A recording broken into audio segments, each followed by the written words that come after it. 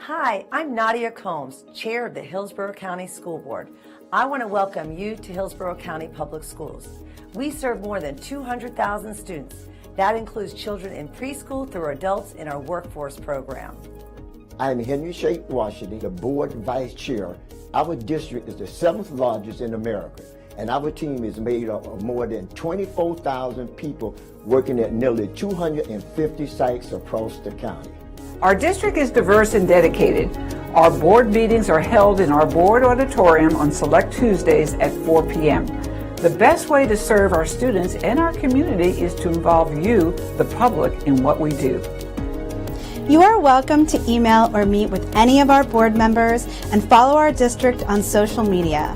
Board meetings are covered live by Hillsborough Schools TV on Spectrum Cable Channel 635 and Frontier Cable Channel 32. Meetings are also streamed live on our website at hillsboroughschools.org. Closed captioning is provided on all broadcasts, and past meetings are available in our online archive. We are interested in what the public has to say. We'll include time for audience comments before we address our business items. Our agenda and any supporting materials can be viewed online in advance. They're posted 7 days before each meeting on our website at hillsboroughschools.org. Our vision is preparing students for life, and that means all students, every day. Todos los estudiantes, todos los días. Thank you for your interest in education. With your help, we're making decisions that shape our community's future.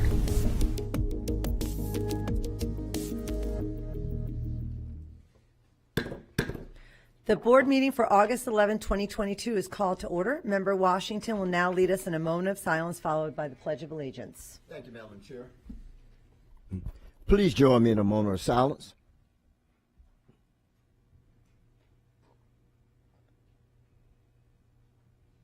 Thank you. Please stand for the Pledge of Allegiance. I pledge allegiance to the flag of the United States of America and to the republic for which it stands, one nation, under God, indivisible, with liberty and justice for all. Thank you. You may be seated. We have one withdrawn item today, 1001 piggyback 2020 PGB LG computer hardware and supplies and service. I need a motion and a second to adopt the agenda. I have a motion by Member Perez and I have a second by Member Washington. Any discussion? Please vote when your lights appear.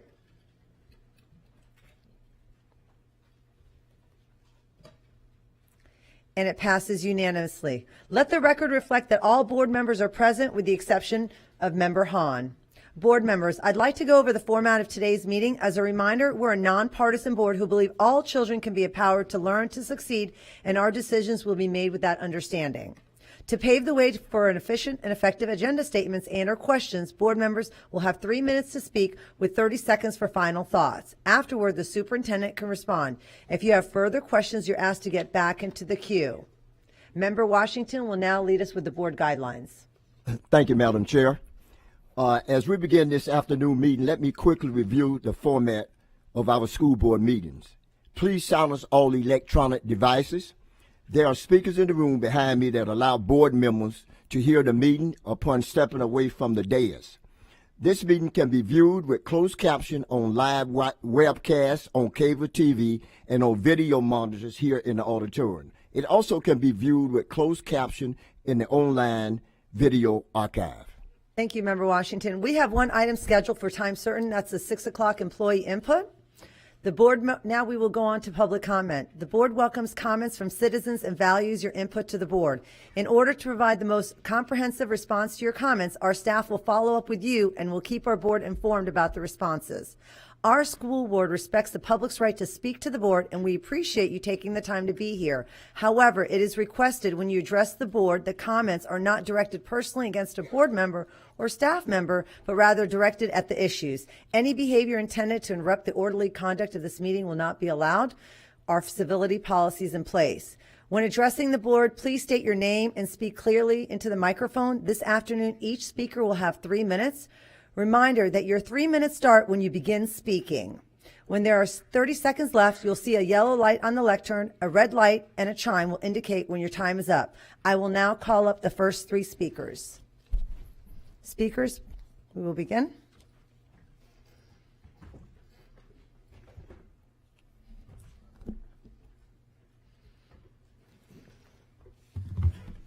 Hi, my name is David Wing. I am a spouse of an educator at Hillsborough County Public Schools and a former guardian of a student. I found your introductory video very interesting, the emphasis that you put on your interest in public commentary. It's 4 p.m. and I think most of the public is probably working right now. I had to take time off work myself to be here. I know educators in particular don't get off in time to be here in time for the public commentary section. So I don't know how the expectation of the board is that you would hear from the commentary of the public when we're meeting at 4 o'clock in the afternoon. It just seems unfeasible to me. My second comment is in regards to teacher salary, which I think is something you're discussing today. I'm not really sure I understand why the board would be considering the extension, with all due respect to the superintendent, of the agreement or the contract of the superintendent that includes an increase. I think it's like 4.4% annually that the superintendent will get when the board has not been able to find the funds to pay the teachers that it's already committed it was going to pay them, or find any way to include increases for them in the future. I think it's demoralizing. It's very frustrating as a member of the public to hear how frustrated teachers are, and that has an impact on the students. We have a big shortage of teachers, and that's a huge part of the reason that we have a shortage is because of salary. It's not the only reason. They also have enormous class sizes. They have very short lunches. It's just a demoralizing job. I think working at McDonald's is about equally as satisfying as being a teacher these days. Not to say anything against folks who work at McDonald's, but that's what I have to share. Thank you very much. Thank you very much. Next speaker, please.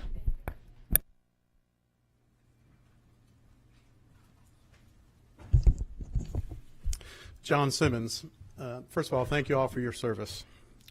I cannot understand why I've watched a year of presentations to you on inappropriate books in our high schools and particularly in our middle schools.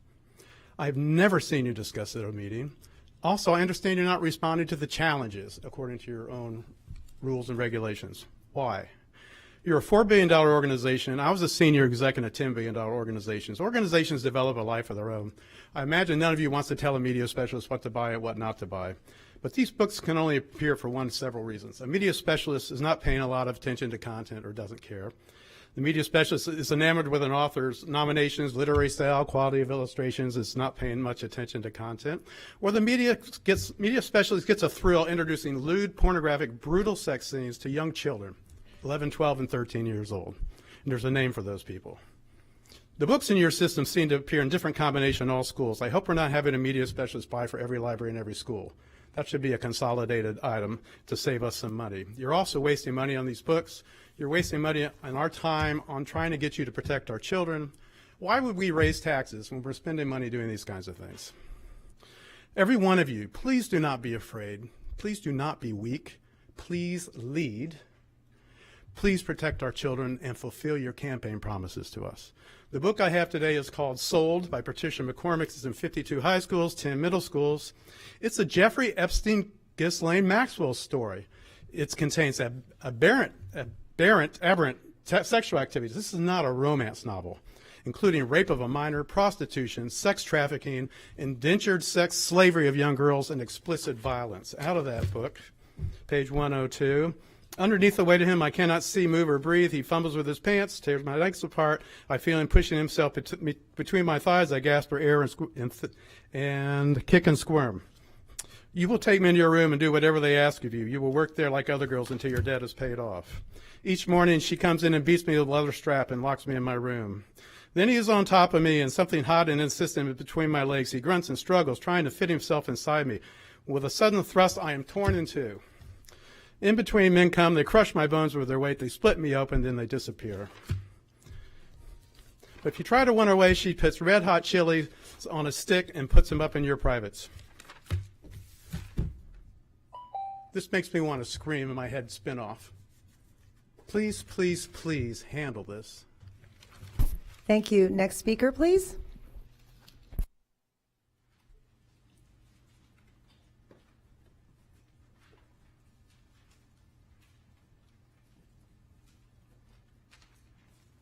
Good afternoon.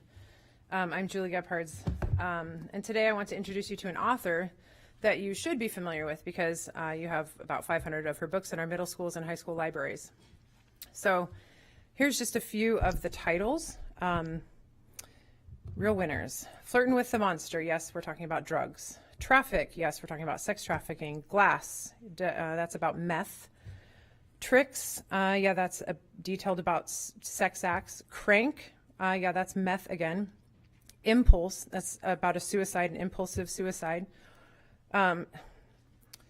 Triangles, yes, that has sadomasochistic sex and descriptive orgies. Threesomes, great detail. So I spent time today researching 19 of her titles. Again, this is Ellen Hopkins, if anyone's interested. Every single one of these books, to my knowledge, includes graphic depictions of sex and drug usage. This is her stock and trade: illicit drugs, illicit sex. And these behaviors are not viewed critically. They're glorified, unresolved, no redemption. They are dark, yuck, disgusting books. They harm kids. Never mind the explicit language that would immediately raise all these books to an R rating. So then I went on and I was looking at criteria for selection on your website. Educational suitability, appropriate for age and maturity. So we have 8 or more of these books in middle schools. To my knowledge, all of the books on Amazon were rated at least 14, which Amazon's not even conservative.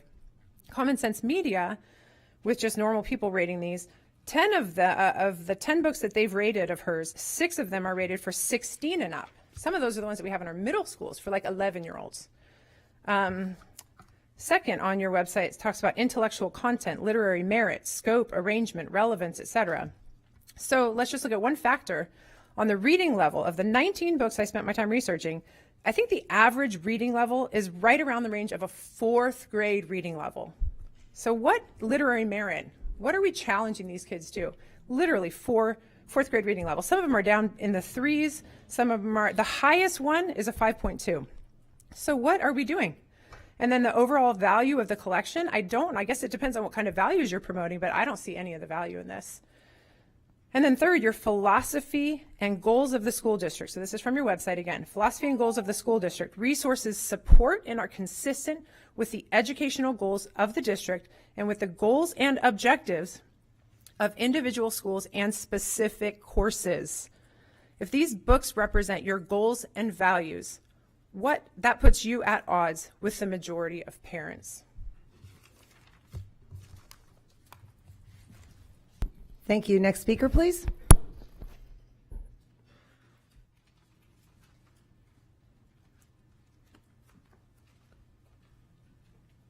Hello, my name is Ron Vadalero. Like the first speaker, I'm also a husband of an educator, and like the first speaker, I also took time off work to be here today. I prepared a little statement. Time and again, we see teachers stepping up in a society where almost all other institutions are failing or harming us. Our healthcare system, our criminal justice system, our elected officials, our financial institutions, churches, and religious institutions have proven to be easily corruptible instruments of brutality, oppression, and exploitation. A solitary shining example of humanity appealing to its better angels is in our public schools. We saw in Uvalde teachers making the ultimate sacrifice while fully funded, armed and armored cops stood back. We saw in the pandemic professionals and teachers scrambling to totally overhaul decades of traditional education, turning on a dime, and again, putting their lives and safety at risk. And recently, the culture warriors and the right-wing extremists have now turned their sights to attack teachers and their personal lives. How much more as a society do we expect teachers to have to take?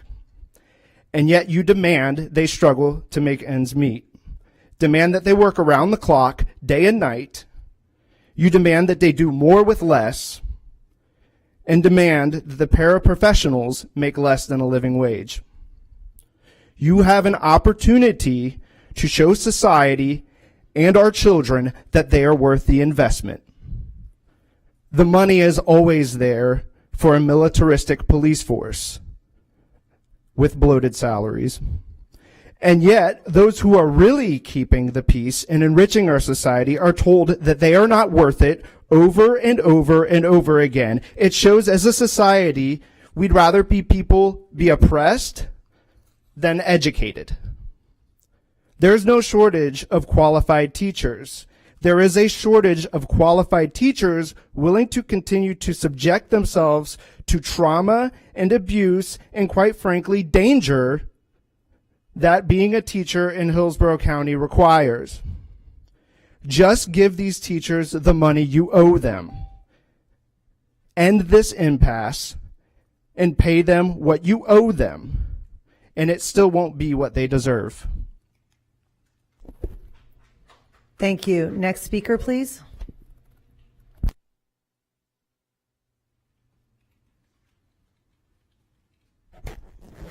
Good afternoon. Thank you, Board. Tina Williams, parent, mom of 6, advocate, former teacher, former advocate.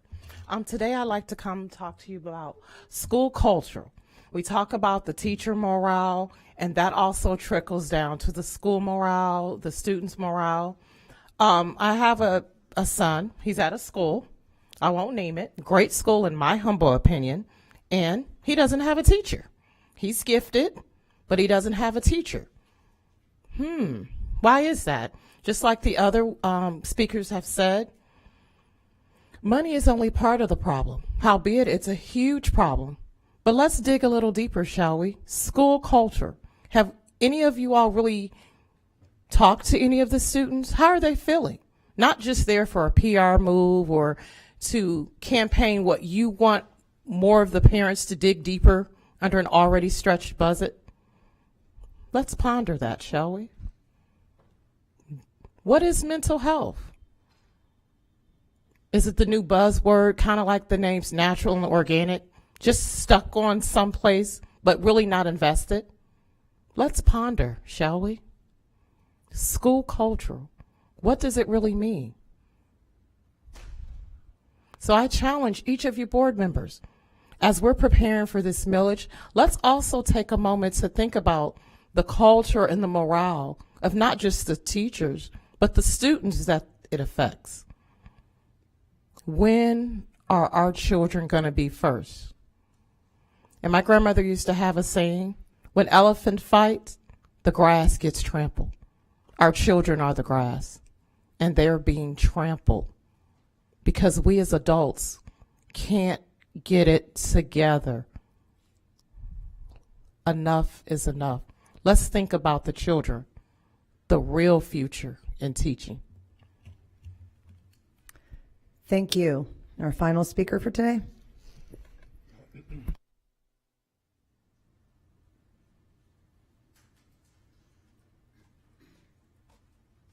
Alan Brewster, board members, superintendent. Once again, I'm here to talk about leadership in the schools.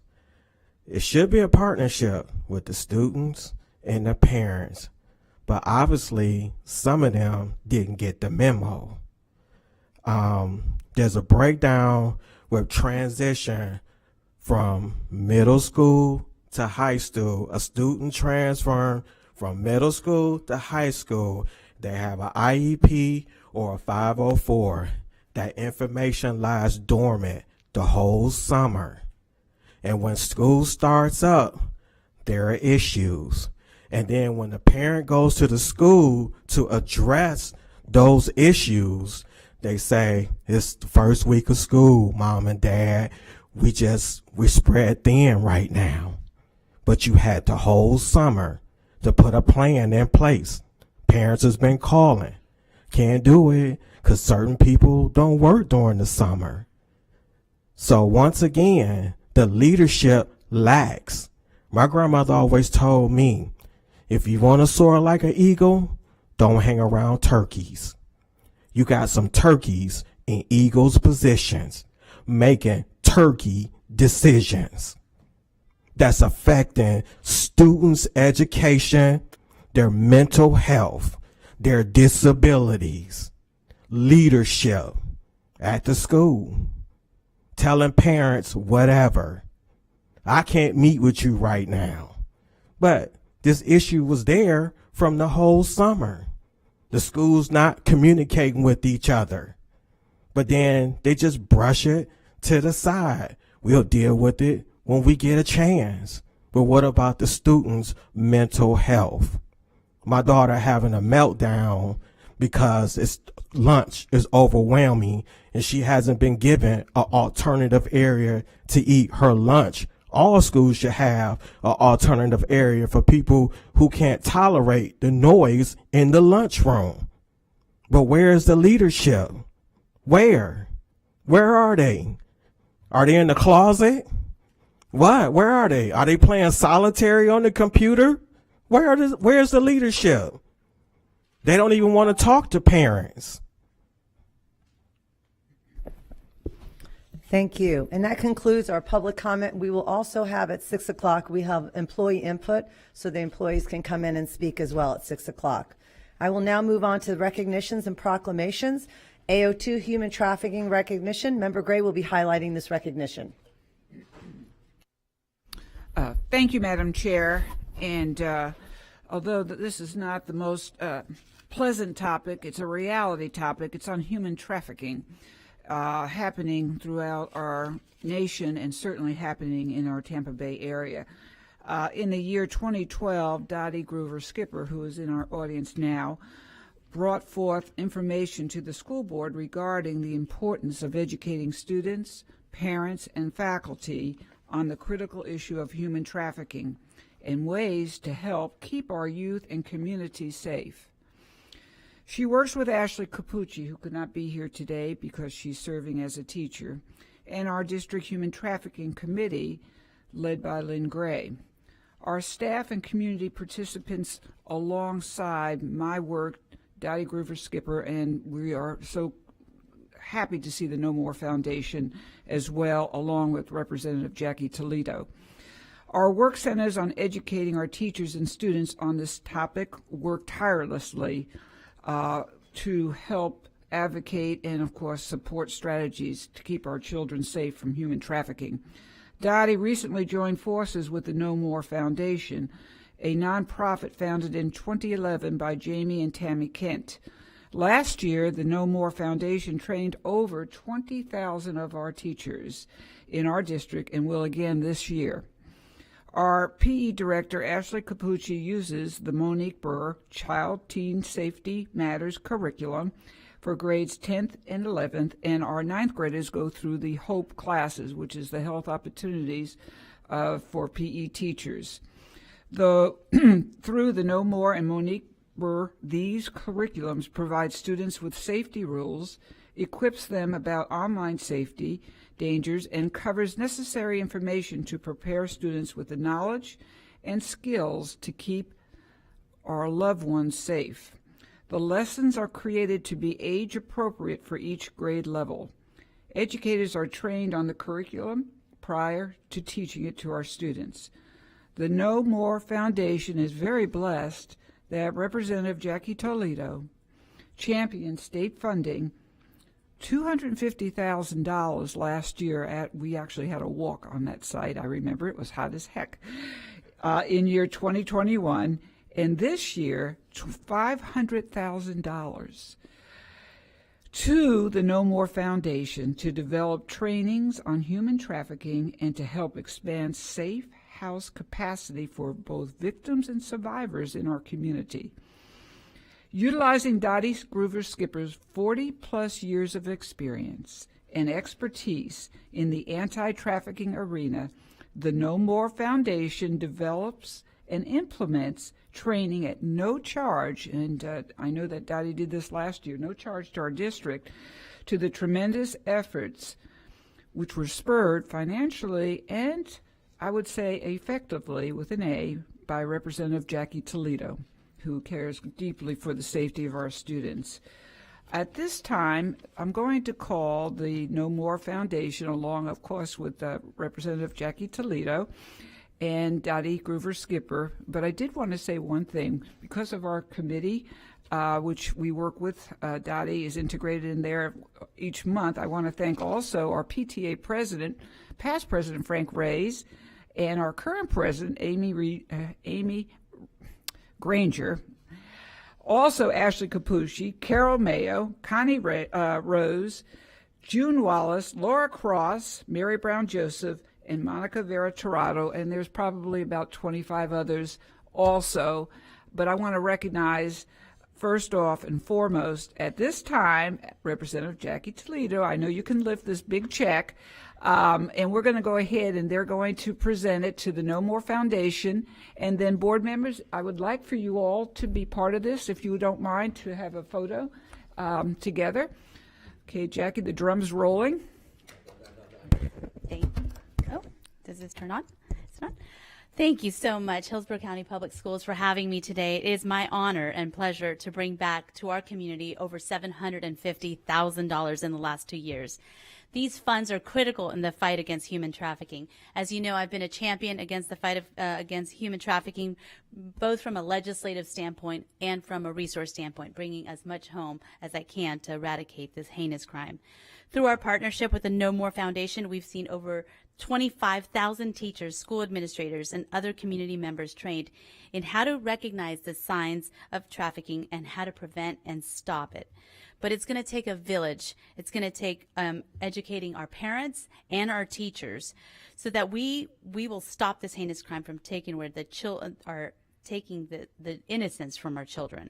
I'm proud to stand alongside the No More Foundation in Hillsborough County Public Schools to tell traffickers that they are not welcome here in Hillsborough County and our state, and we will fight for the well-being of our children. Thank you, and I'd love to present this check to the board.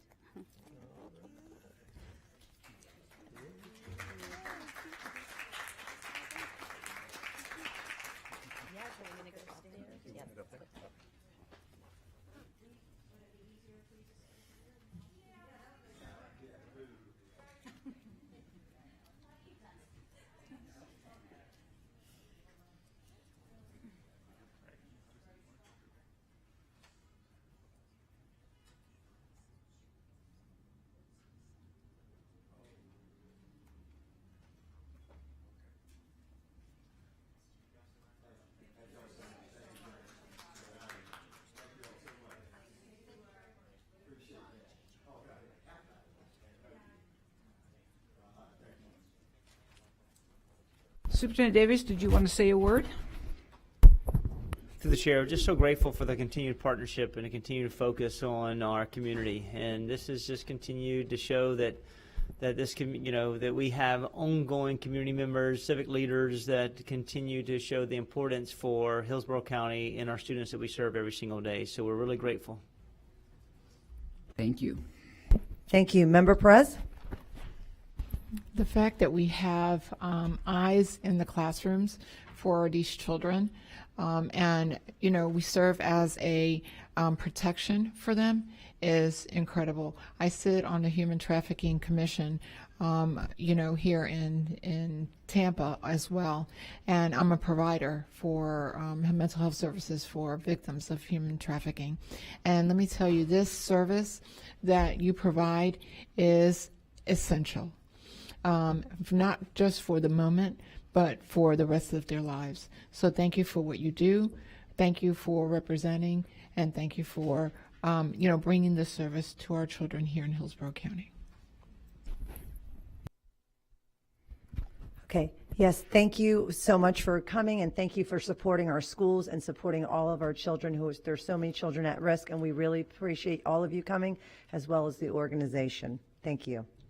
We will now move on to AO1, Hillsborough County Public Schools Wellness Revolution Strategic Plan. Member Gray will be highlighting this item.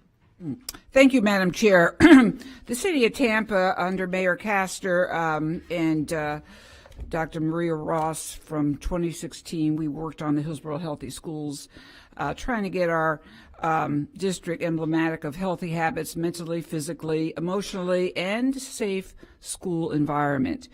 The tenets of the Department of Health in Tallahassee are what we followed, 9 components. And what we wanted to do with the City of Tampa is actually have our own wellness revolution. And I am reminded, as each of you are, as our teachers are sitting here in this audience and outside, and our principals are committed probably till 10 o'clock this evening, we're reminded that wellness includes not only our students, of course, but also our faculty, our employees, our teachers, and even us board members.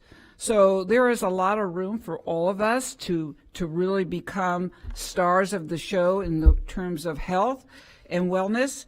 And collectively, this is what we're doing with our wellness revolution. We have a video, thank you, Laura Cross, that will show each leader of the component. And you'll see very telling how this affects not only the school culture, which was mentioned today, it affects positively the health, the mental health, and the focus of our students to make sure that they also travel down the path of wellness. And that includes gratitude, kindness, that includes eating the right foods, that includes exercise, that includes so much more than just doing, and I hate to say it, Ashley Capucci, wherever you are, jumping jacks, all right? So health is now mostly in the terms of the teachers. They want the mental health of our students to also be a huge component. So without further ado, this video will be emblematic of all of the health initiatives that we've done since 2016. And I include Dr. Maria Ross and Steve, prior PE Director Steve Vanoy, who's not here, and Ashley Capucci, our current PE and Mental Health Director, Holly Sayer, and we'll go down that later. Okay, Chad?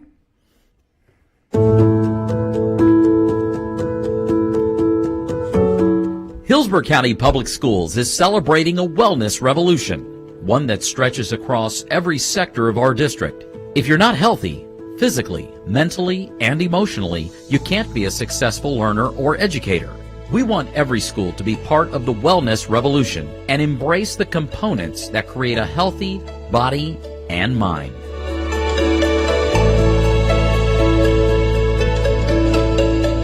Dina Marshall, Wellbeing Coordinator. Tracy Schasper, General Manager.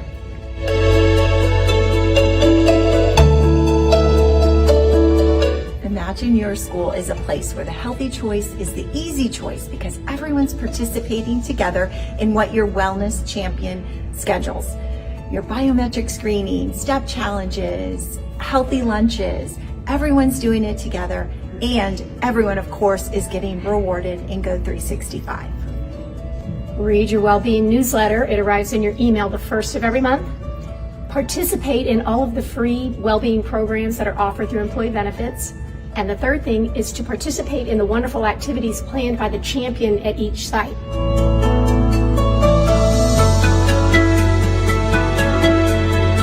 Ashley Capucci, Supervisor of Physical Education, Health and Dance.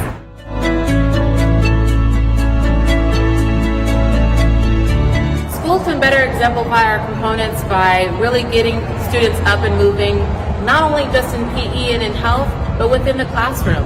And that will count just as well as what they're doing outside every day. So really bond with your physical education and health teachers, and that's how we make this movement revolution continue.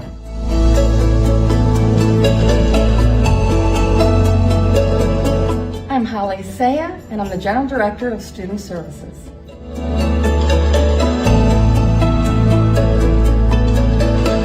I would like to see schools really focus on the mental wellness of their students and allowing their student services staff to be able to focus on the emotional and mental well-being of all of the students at their school.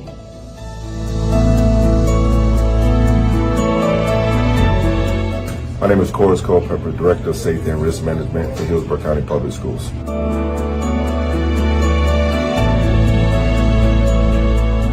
The first step is for the schools and administration to continue looking at the safety reports that we did the year before by implementing some of the changes we made to ensure that all parts of the school are safe for our faculty, staff, and most importantly, our students.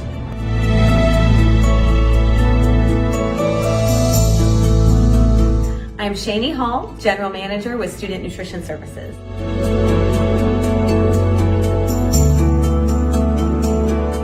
Things you can do on the nutrition area would be look at your vending options. If you can offer more than half of your beverages in the vending machine as water, that's a step toward a really healthy school. Also, second chance breakfast or breakfast in the classroom, a way to get kids eating breakfast will get started on a healthy day. And lastly would be look at or think about starting a school garden.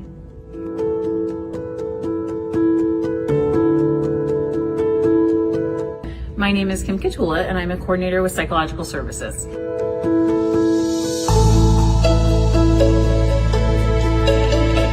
Schools can get involved in the wellness revolution by creating a community of people that develop and establish healthy coping skills. Coping skills such as talking to a friend, exercising, taking a walk, meditation, or journaling are those sort of healthy coping strategies. By using these healthy coping strategies, we can develop physical and mental wellness.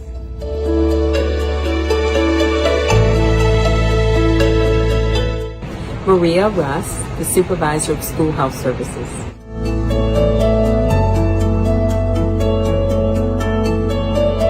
Things that I've really been pushing and I'd like to see our schools and staff do are things like screenings. When students fail their screenings, I'd like 100%, of the students that need vision glasses, that fail their vision to receive glasses, or the kids that, fail the hearing, receive hearing aids as necessary, or the children that are overweight or obese to be actively and physically engaged in all the things that our physical and health education programs offer, as well as the mental health component, because, your physical and mental health and wellness is you're part of your overall well-being.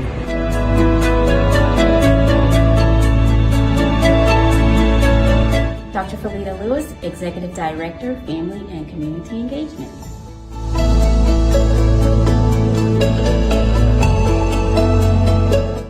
I would say creating a sense of well-being and connections on your campuses for everyone. And that is everyone. Because really when you think of wellness, it's really the lifelong practice of positivity. Think about enacting positive practices on your campuses. Think about surrounding your team with positive people. And most importantly, think about sustaining strong, positive relationships with our community partners in education. Because just as we say family and community engagement is everyone's job, making sure that we are protecting the health and well-being of our students, our staff, and our families is also everyone's job.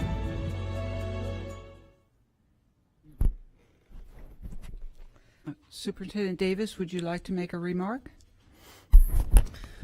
Through the chair, as we talk about continue to make certain that our, we have this wellness revolution, we have to continue to make certain we take care of the well-being of all of our employees. And not just from a physical standpoint, but the mental health standpoint as well. Our team does a really good job making certain that all of our services are wrapped around our employees. EAP services, Go 365 services, and also all the initiatives that Ashley continues to lead within our school district from a fiscal perspective. So I just encourage our staff to continue to stay well, continue to stay connected, and know that we're there to help you in this process. Thank you, Superintendent Davis, and thank you, Board, for the latitude of time for this effort. Thank you. I need a motion, a second, to approve Hillsborough County Public Schools Wellness Revolution. I have a motion by Member Washington, and I have a second by Member Snively. Any discussion? Please vote when your lights appear.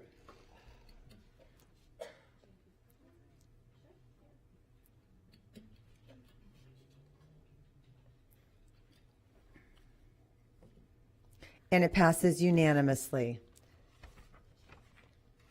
I need a motion, a second, to approve the consent agenda. I have a motion by Member Snively, and I have a second by Member Vaughn. Please vote when your lights appear.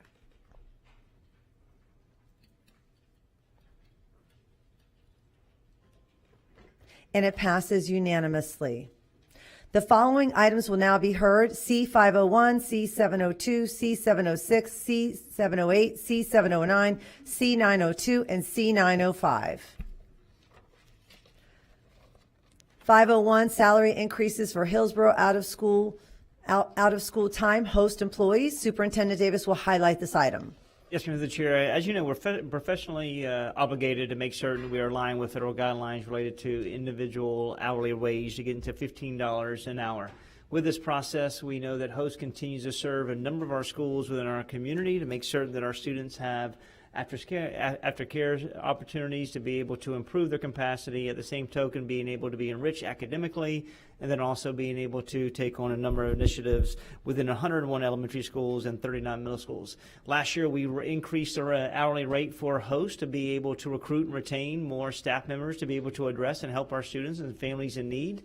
This year, we're bringing this model back again. And as you know, that HOST continues to be self-sufficient related to their funding sources. They have this money to be able to identify. We did see an increase in rates from last year to this year at the elementary model from $65 a week to $70, and at the middle school went from $80 a week to $90 a week. And but openly, we still continue to make certain that we are trying to serve every one of our students in need and address our families. To date, we have around, and historically, we have around 1,200 students. Last year that we were unable to serve, and that's because we just didn't have an attractive salary schedule to be able to put this in front and recruit more teachers and staff members to this initiative. With this said, we also have Mr. McManus. He's here this evening to address any questions that we may need to be asked. But openly, this is just another continued effort to show value for our employees and to be able to recruit and serve our community at scale. Thank you, Superintendent Davis. I need a motion and a second to approve item C501. I have a motion by Member Vaughn, and I have a second by Member Perez. Member Vaughn, you pulled this item. Do you have any questions or comments? I do, thank you. First of all, I'm glad that you clarified because I have received some questions about this. Although we see a proposed cost of almost $2 million due to the salary increases, since we also charge fees to put children in HOST, it's a self-generating revenue, meaning those aren't reoccurring fees that are going to be coming out of our general fund to raise these salaries. Is that correct? That is correct. Okay. And the other question I've gotten a lot on HOST is why, I know you mentioned we're struggling, right? And part of this initiative is to make our program more robust so we can offer it more. But some people are concerned that it isn't offered at their school, especially, maybe teachers who want to put their kids in school between those hours. So what is the process of deciding which schools it goes into? And are we hoping that with this, we will be able to expand it to almost all of our schools, if not all of them? So currently, we only have one school in Hillsborough County that's not being served by an after-school program. Just one. All the other schools besides the HOST programs are being serviced by either the YMCA, Boys and Girls, After-School All-Stars, and High Five, which used to be Brandon Sports Aquatic. That covers the whole spread of all elementary and a majority of our middle schools. So they're all receiving after-school services. And are all of those payment fee schedules the same? They are all very, very similar, minus a registration fee, but your weekly costs, we worked in the last 3 years to standardize that across the board. So parents, students, families, staff members would not move from one school to another and have a big inflation from one school to another, sticker shock, if you will. So we really worked over 3 years to completely standardize that across the board. Yes, ma'am. Okay, thank you. Thank you, Member Vaughn. Member Perez? If a parent does not have, or a teacher does not have the registration fee, what happens? Are you able to work with them? Well, in the past, we have tried to work with them, and we still try to do that moving forward. What we would do is we do push them to school readiness through the Early Learning Coalition, where they can apply for funding assistance. So we have that as an opportunity. Sometimes we will upfront that cost and then take that registration fee and spread it over the course of months, so they don't have one big upfront cost. They can spread over $5 over X amount of months to try to recoup that cost. Thank you. You're welcome. Thank you, Member Perez. And Mr. McManus, if you could just introduce yourself just to have the record, so we have it on the record. This was my first time ever doing this, so I am so sorry. Through the chair, my name is Michael McManus. I oversee the out-of-school time programs, which includes HOST, YMCA, Boys and Girls, High Five, and All-Stars.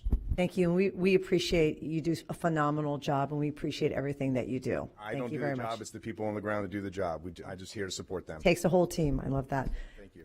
Thank you. Please vote when your lights appear.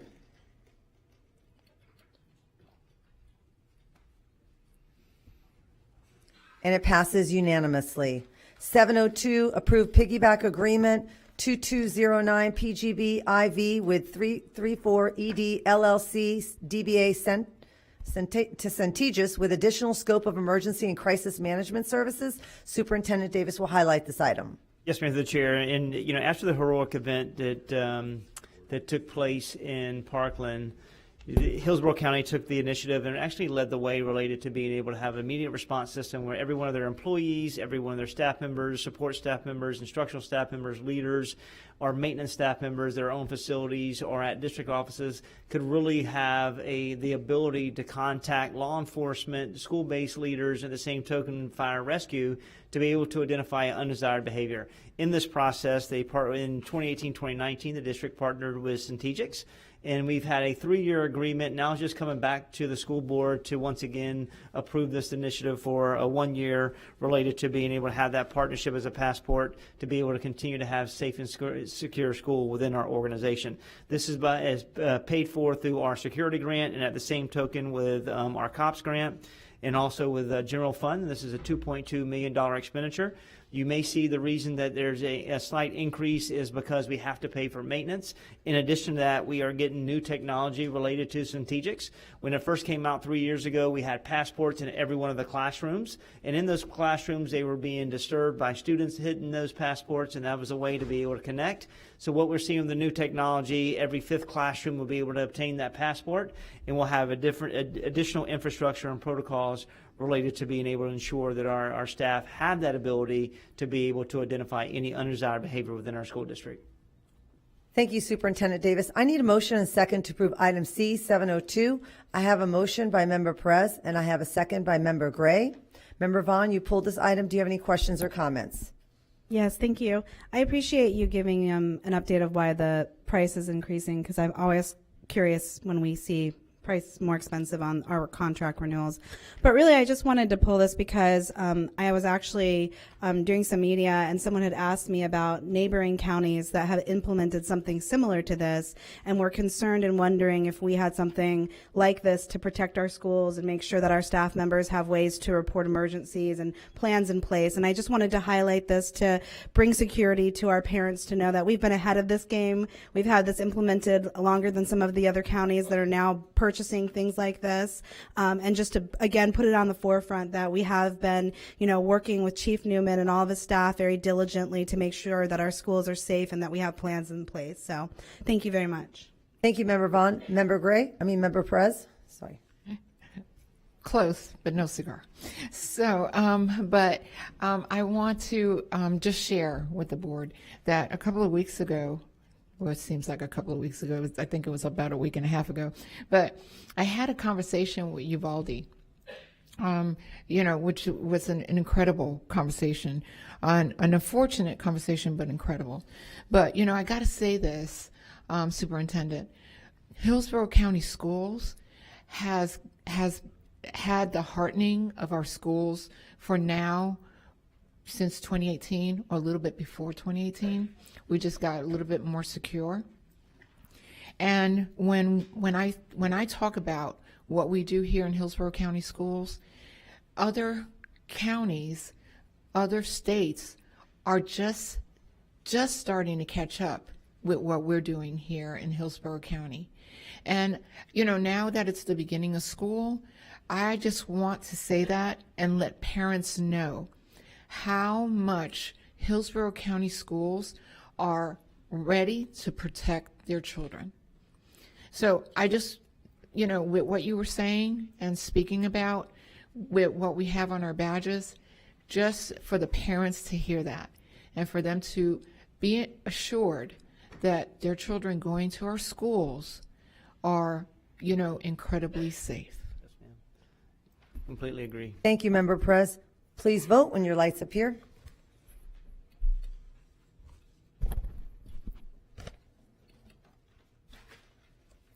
And it passes unanimously. 706, approve resolution 2205 and the purchase and sales agreement of 5.51 acres located at northeast intersection of East Hillsborough Avenue and North 56th Street, Tampa, Florida, for future school warehouse site. Superintendent Davis will highlight this item. Yes, Ma'am, the Chair. This is an opportunity for us to purchase a warehouse, being able to look at a square footage of around 62,000 square foot to be able to address our growing needs. Currently we have 10th Avenue warehouse. At the same token, we have Green Street warehouse. Both of those, one's 13,000 square foot, the other one is 21,000 square foot. They are both non-air conditioned units in which 48 of our employees work every single day. This is an opportunity to purchase Kane's Furniture that has a significant amount of square footage to house all of our materials, all of our equipment, and at the same token put our employees in the right working conditions every single day. This purchase will eventually save us annually around $500,000 a year. And because we have a number of storage units on our facilities to be able to put furniture and equipment for schools, openly they're not attractive units at all, so we'll be able to remove those, save costs for $500,000 annually. And at the same token, once we remove the other items from the other two warehouses, we will then be able to move forward with those sales and get and receive around $3.1 million. This is a $5 million ask, but openly in the long run, it'll save us money as we continue to save money on the storage units and sell those other two properties.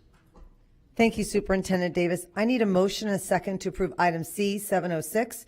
I have a motion by Member Washington. I have a second by Member Gray. Member Vaughn, you pulled this item. Do you have any questions or comments? Yes, thank you.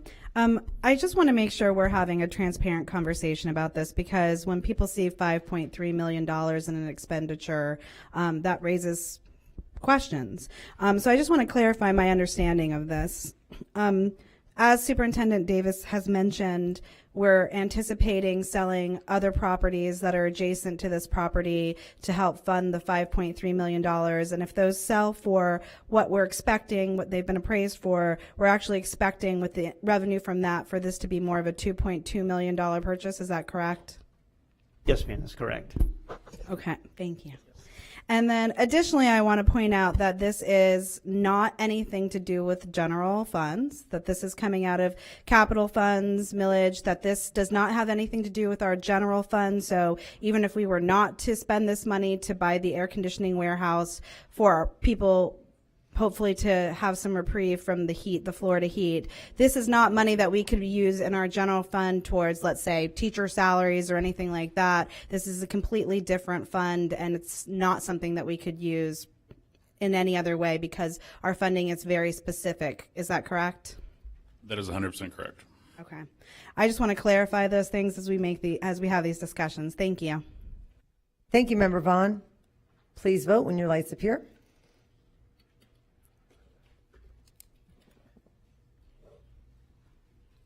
And it passes unanimously.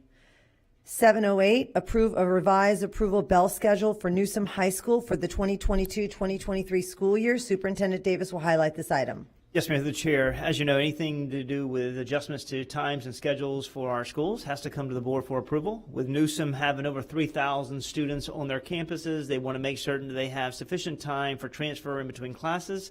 So what they've decided to do is being able to add 3 additional minutes on to their day, which will go at the end of the day, and that gives them 1 additional minute to be able to transition to and from class. Those may say not 1 additional minute may not be significant, but it is when you have that many students and as they continue to navigate to and from the right places, also going to the restrooms, getting their texts, going to getting their books, going to the lockers, getting from one side of the school to the other side. So just additional 3 minutes just allows them to be able to be transparent and proof to the board, and then being able to have safe transition times at their schools. Thank you, Superintendent Davis. I need a motion, a second, to approve item C708. I have a motion by Member Snively, and I have a second by Member Washington. Member Vaughn, you pulled this item. Do you have any questions or comments? No, I just try to pull any bell schedule changes that we make, so we talk about it and we give people who are watching an opportunity to know that we're making these changes. Thank you. Okay, thank you. Please vote when your lights appear.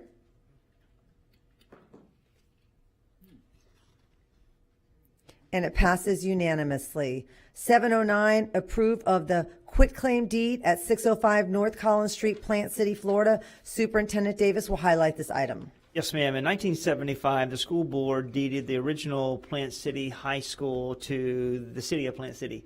So in that process, they've had that historical facility. The Plant City transitioned and gave us a different piece of property where we erected a brand new school. In that process, they are looking to be able to identify and seek grants. We are currently on their deed, so we're asking the board to remove ourselves from this quitclaim deed so they can move forward with being able to identify and generate funding to be able to address this historical facility. They've been a really great partner in this. They drafted a letter for the board and the community to be able to see their aspirations, and it's ultimately for them to continue to go out in their isolated name to be able to generate funds to be able to take care of the current facility. The current facility needs probably between $10 and $15 million of upkeep, and they look forward to doing it to be able to restore it. Thank you, Superintendent Davis. I need a motion, a second, to approve item C709. I have a motion by Member Snively, and I have a second by Member Gray. Member Vaughn, you pulled this item. Do you have any questions or comments? Yeah, I just want to clarify. So what you're saying is that the property or the building that stands on this will not be torn down or demolished in any way. It's going to completely be restored for historic value. That's part of the agreement that we're making? That is correct. Okay. I just want to clarify that. Thank you. Thank you, Member Vaughn. Member Perez? And we have that commitment from Yes, ma'am. Plant City? Yes. Okay, is it in writing or is it just a verbal agreement? Go ahead, Mr. Farkas. They sent us a letter. It should have been attached to the board. If it's not, I'll make sure it gets resent to you again. But It's attached. And board members, I need to clarify, we don't own the property. The superintendent said we're on the deed, which is correct. When the Plant City transferred the property, or we transferred the property to Plant City in 1975, there was a reverter clause on the deed that said if Plant City ever attempted to use the building for something other than a public purpose, it would revert to the school board. They're having trouble getting funding because of that reverter clause. So you're not giving up property with this. You're removing from the deed a reverter clause that if the property was ever used for something other than public purposes, it would revert to the school district. It's not being used for public, it's not going to be used for private purposes, and we have no need for it and would not want to assume the responsibility of maintaining it even if it reverted back to us. So just to be clear, you're not giving up a piece of property, you're removing from the deed a reverter clause that we don't want. Thank you, Mr. Porter, for that clarification. Member Perez? Okay. Please vote when your lights appear.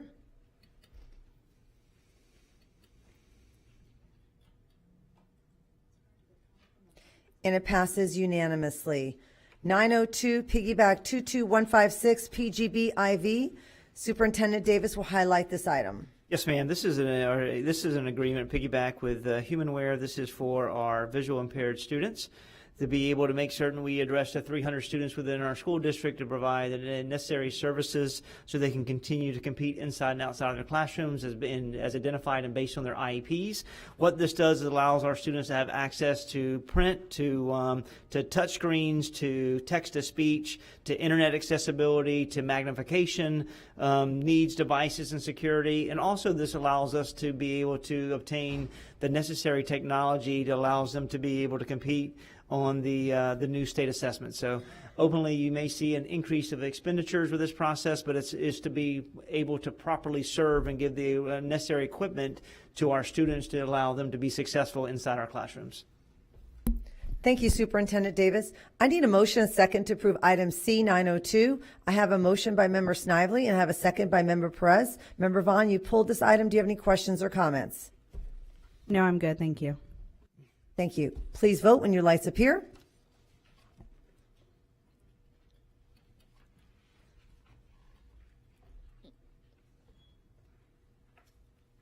And it passes unanimously.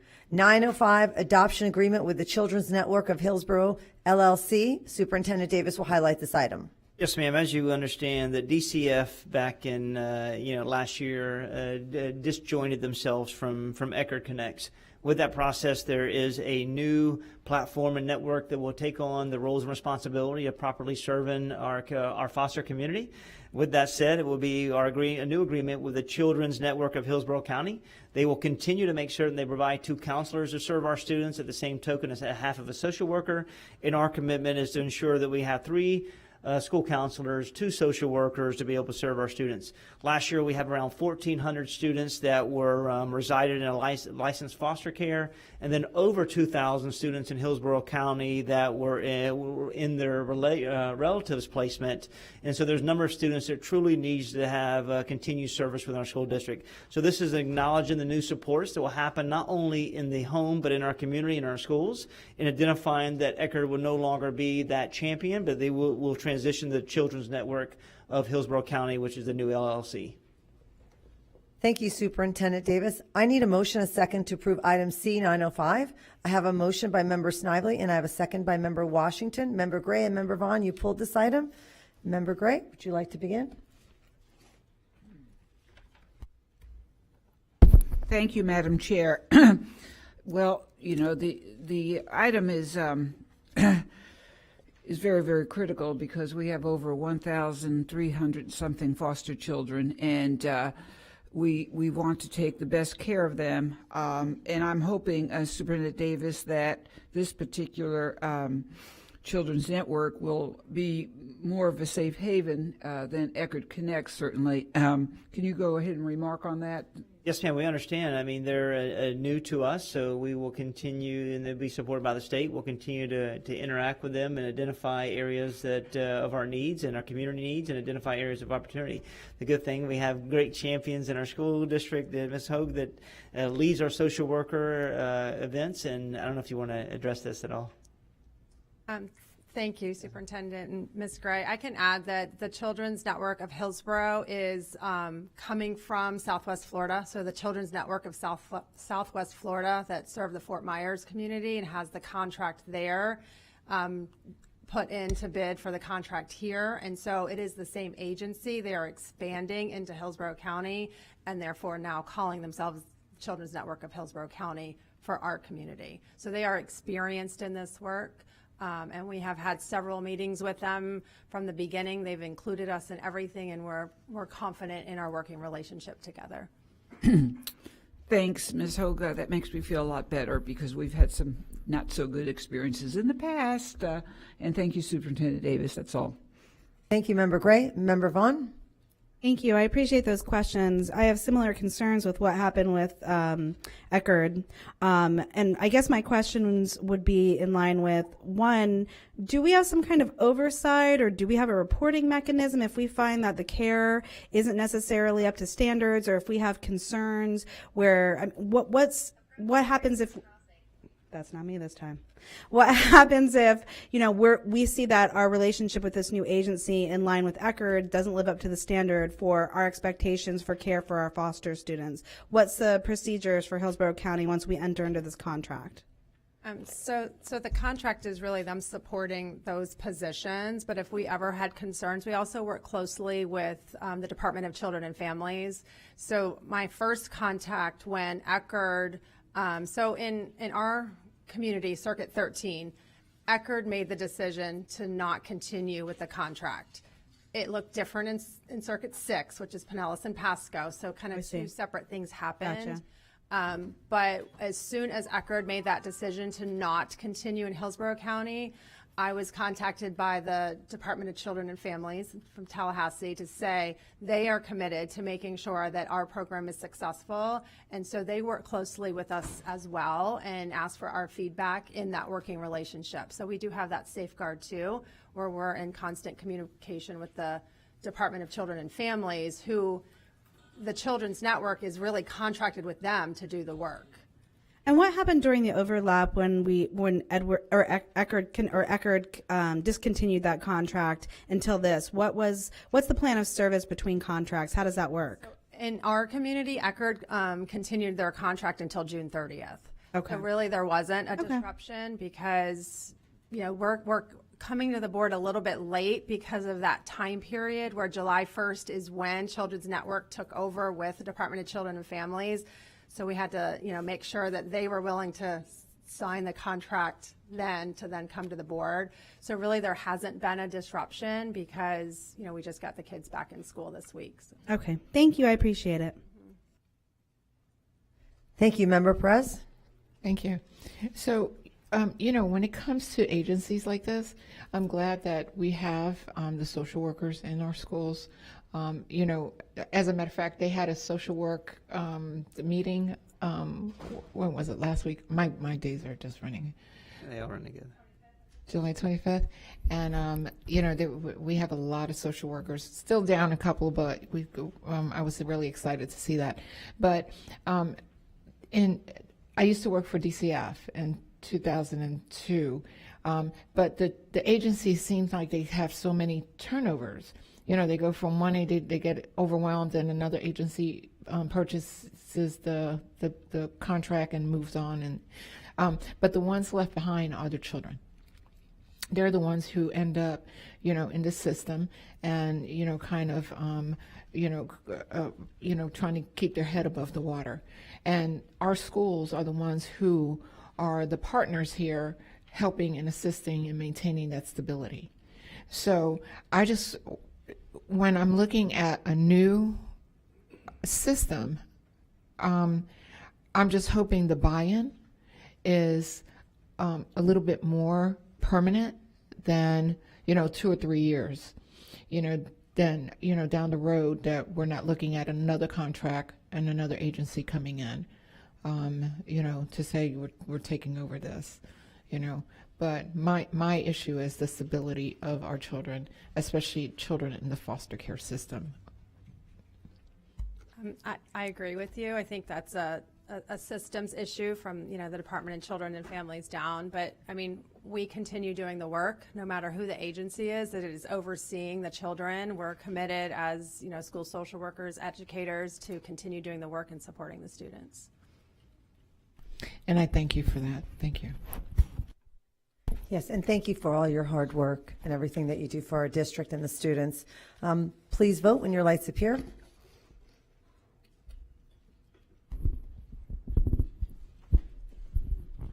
And it passes unanimously. We will now move on to administrative boundary changes. Superintendent Davis, you'll be highlighting this item. Yes, ma'am. This is 1201. This is a boundary change that we want to recognize to the board.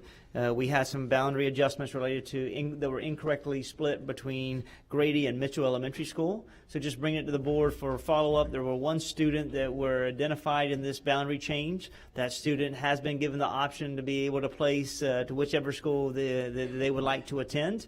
Other than that, we're looking at the 12 properties that were split. Only 3 were identified within this, and only 1 student was impacted. So bringing this back to the board to properly adjust it and make certain that the student under that umbrella was taken care of. Mr. Farkas, anything you want to add?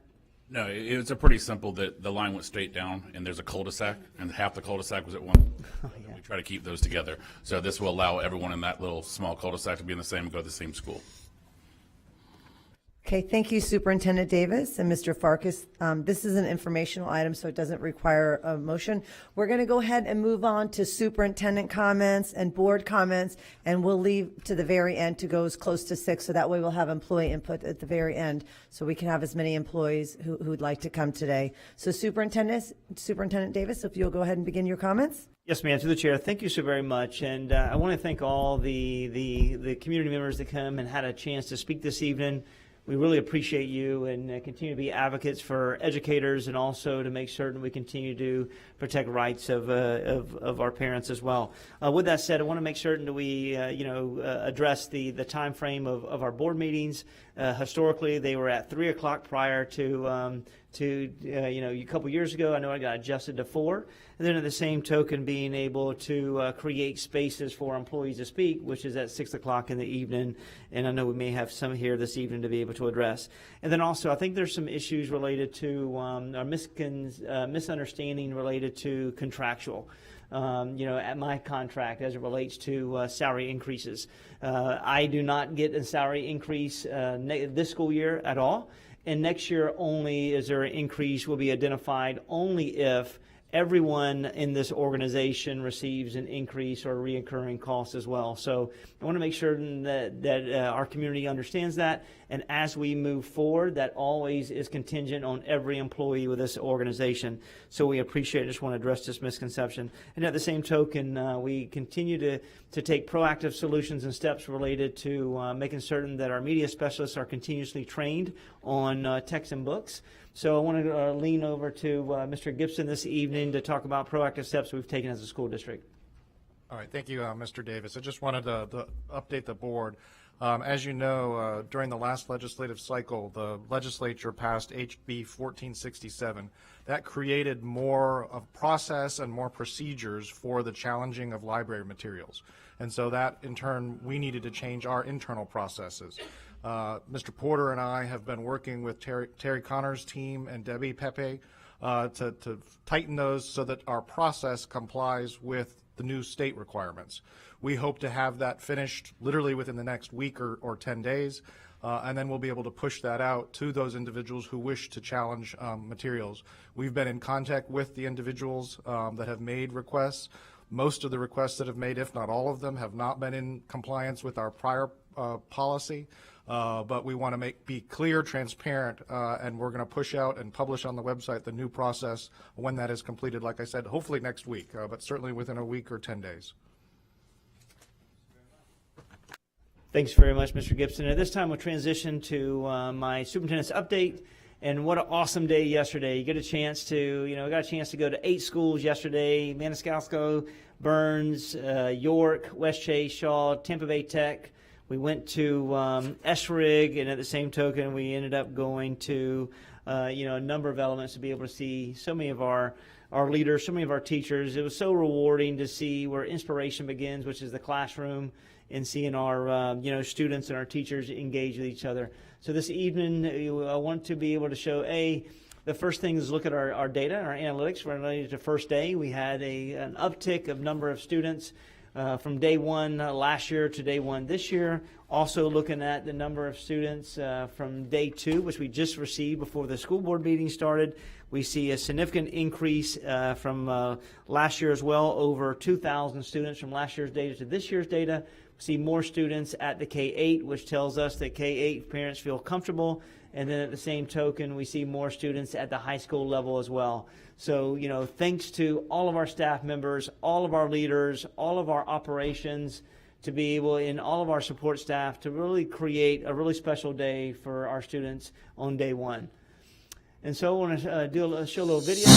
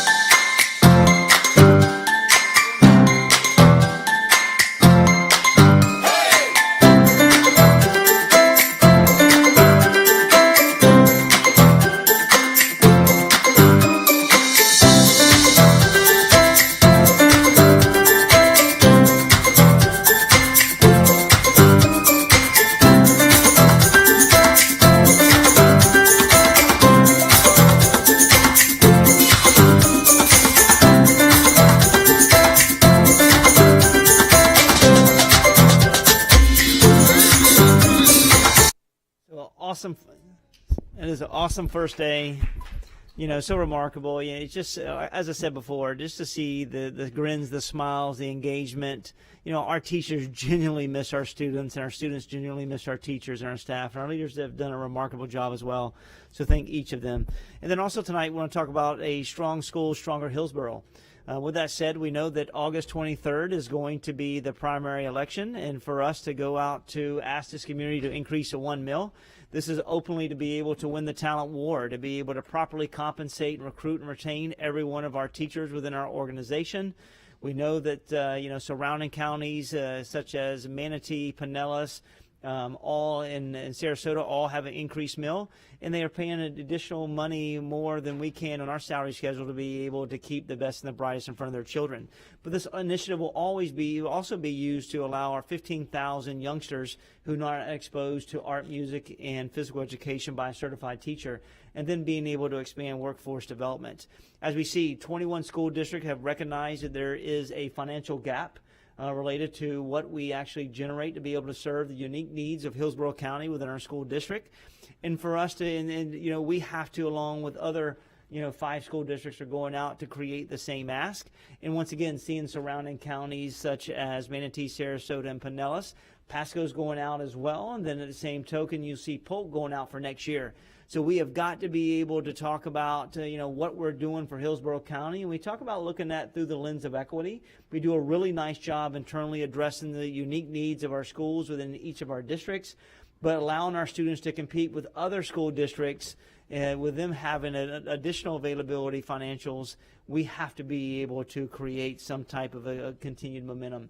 And as always, you know, I'm very analytical about our approach. This is the top 5 school districts in the state of Florida that all have a increased mill for operational expenses, where Hillsborough County does not have that option. So what we're doing is asking all of our community members to be informed in this process, to make an informed decision on August 23rd.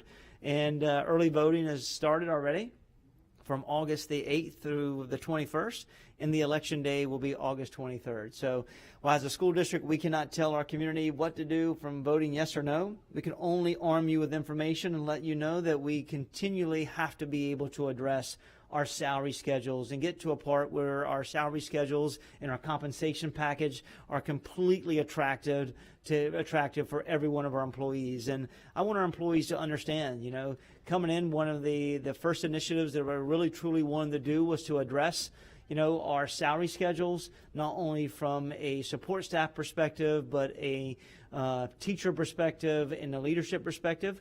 But as you saw in the last 2.5 years, we've been faced with a financial recovery plan that we have been very transparent about and we are working through. But openly, in a normal sense, every teacher, every support staff, every leader should have a reoccurring cost annually.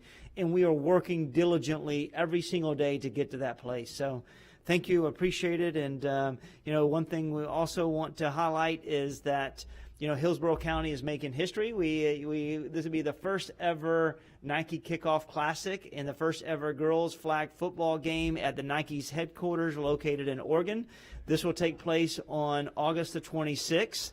Only 2 high schools were invited to the Nike complex, and that's Alonzo and also Robinson High School, 2 of the most premier flag football teams in the nation.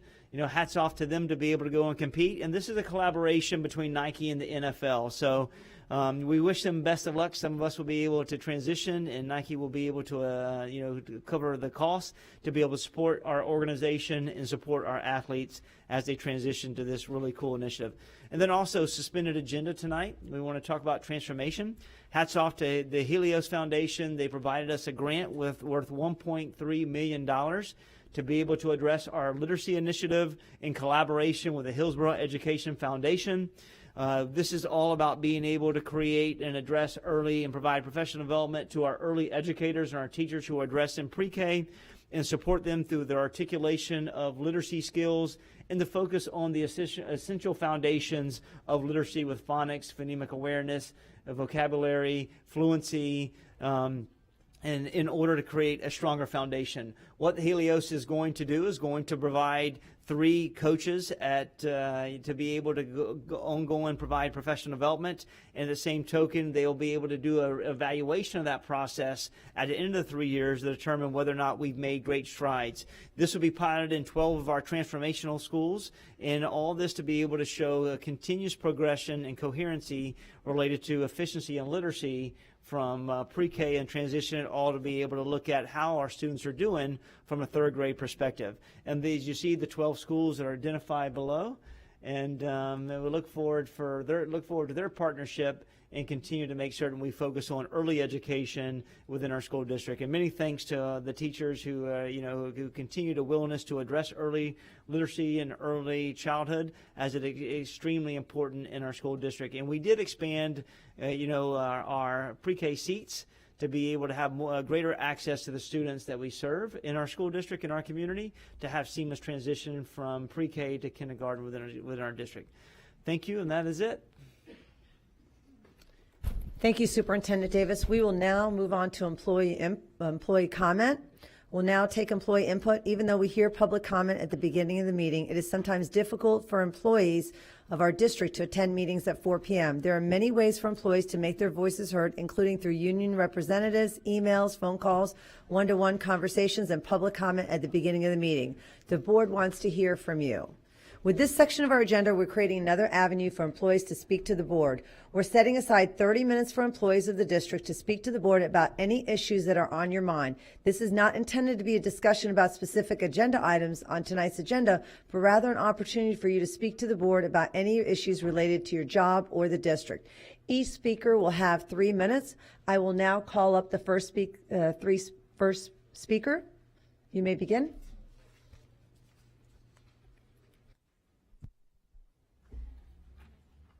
Hey, good evening, everyone. Rob Crete, president of CTA.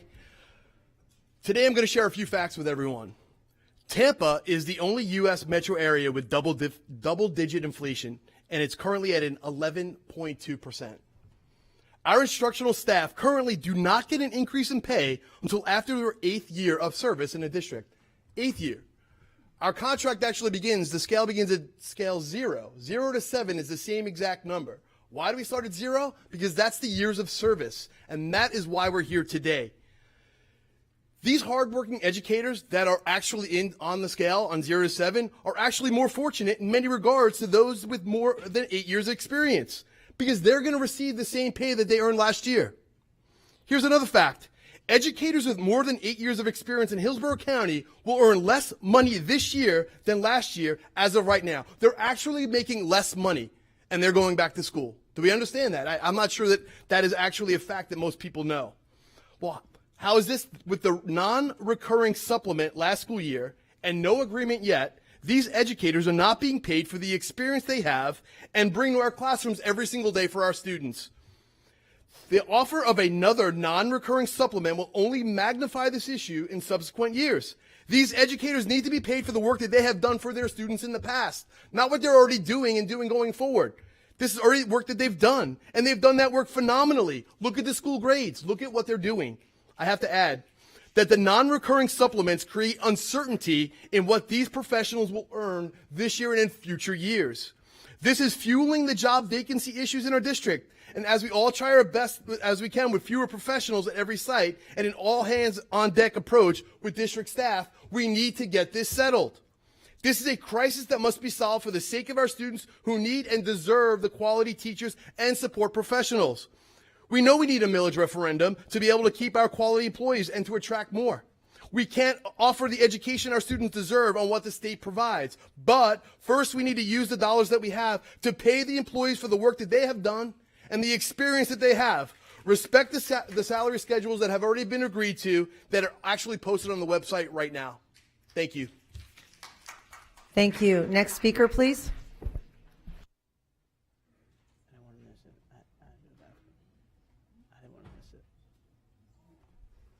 Good evening. My name is Julie Hiltz, and I just began my 21st year teaching in Hillsborough County Schools. I am currently the only VE teacher at Williams Middle Magnet School in an understaffed ESE department. I came here today to ask the questions that my fellow education professionals, our parents, and community members have been asking throughout the summer. What's your plan? We're understaffed by hundreds of people and have been for months. We have a need right now to attract and retain personnel. CTA has been bargaining with you for months, and you won't make a commitment to your existing teachers by honoring our years of service. For that decision, you have and will continue to have teachers leaving. My PE teacher leaves tomorrow, bringing our total of instructional vacancies to 4. What's your plan? In addition, the district hired new resource teachers this summer despite the hundreds of open positions. Then you send them back to someone else's classroom. What happens after the first 20 days? Has our contracted temp agency stepped up to the plate and increased their previously abysmal fill rate? What's your plan? You want to compress the beginning scale for our ESP so they're earning the minimum wage for years. In October, they can work anywhere for $15 an hour. In fact, in many cases, they can make more working outside of our district. What is your plan? Everyone in this room is asking you to deal with reality on reality's terms. We don't want to hear about Tallahassee, the millage referendum, or November elections. What we do want to know is that you're doing what needs to be done right now. So what is your plan? Surely you have held executive level meetings and you've begun to develop contingency plans. Is it your hope that the kids won't show up and more positions can be cut? Are you hoping the students head to charter schools or private schools? Have you decided to just pay the fines and have their classroom size caps and put 40 kids in a classroom? Are you having realistic conversations about redistricting or repurposing underused spaces? Or will you continue to leave us with the impression that you are ignoring the problem in the hope that it goes away?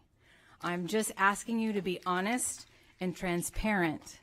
What is your plan?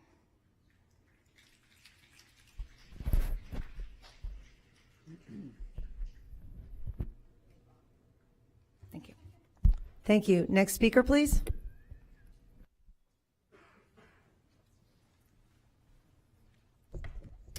Good evening. My name is Eric Hagan, a proud 7th-year teacher at Oak Grove Elementary School. Let me first thank Member Perez, Members Combs, and Member Vaughn for speaking with me the other night. It truly meant something to hear you. As I was sitting in a 2nd grade class, oh no, I am a music teacher. As I was sitting in a 2nd grade class this morning, covering because of the fact that we don't have subs, I had a couple thoughts to myself, so I thought I'd share them with you all tonight. First off, I'd rather be finishing my classroom because over the summer, it was painted and everything was moved into the middle of the room.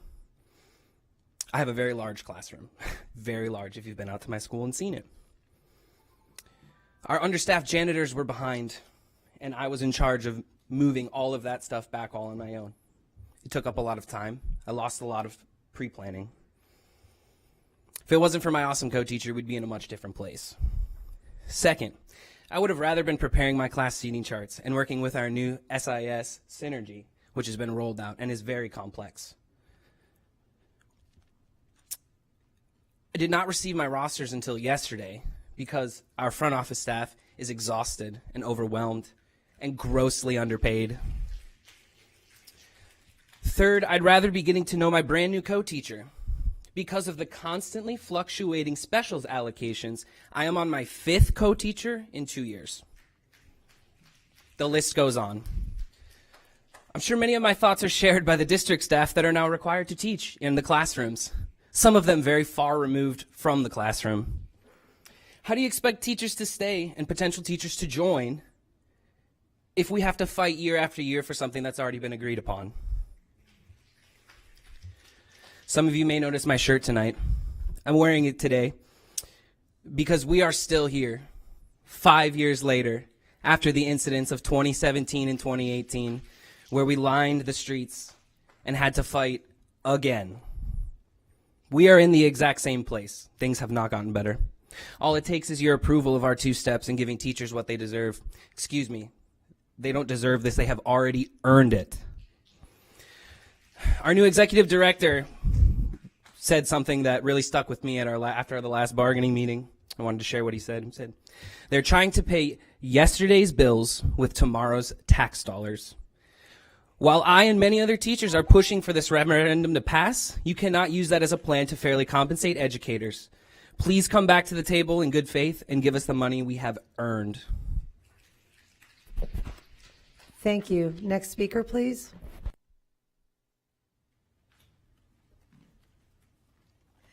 Good evening to our elected school board members and to our current superintendent. I am Heidi Glick, and I'm a teacher at Alonzo High School, and I am just happy to state that Florida has finally agreed with us and has named us an A school. We've known it for years.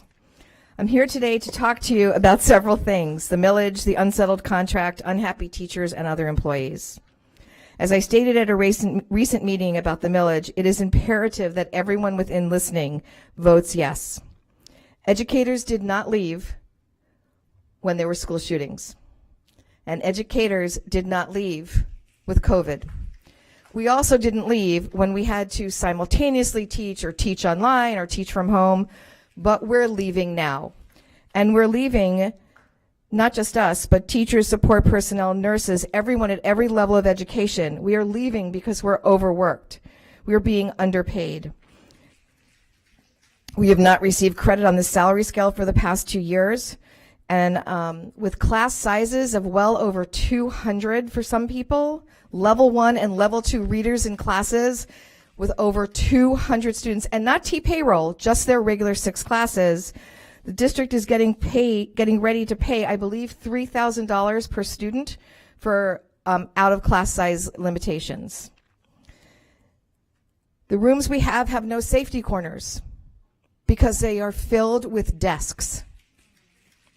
If we have the desks, some of my students are sitting on chairs and sharing desks because we don't have enough of them.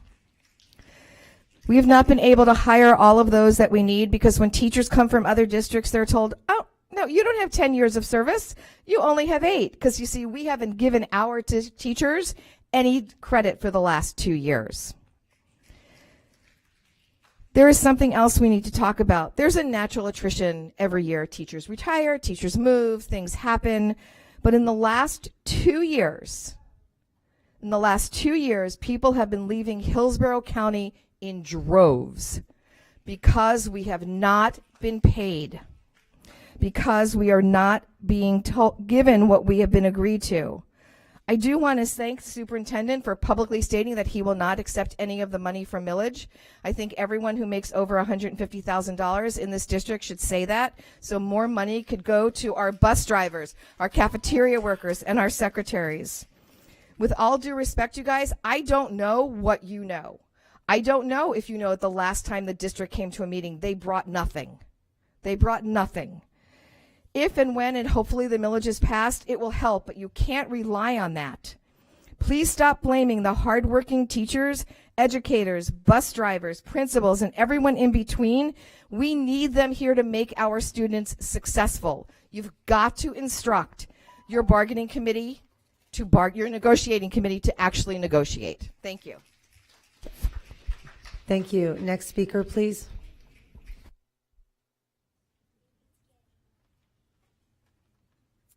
Hi, I'm Michelle Cherney. I also work at Alonzo and I teach intensive reading.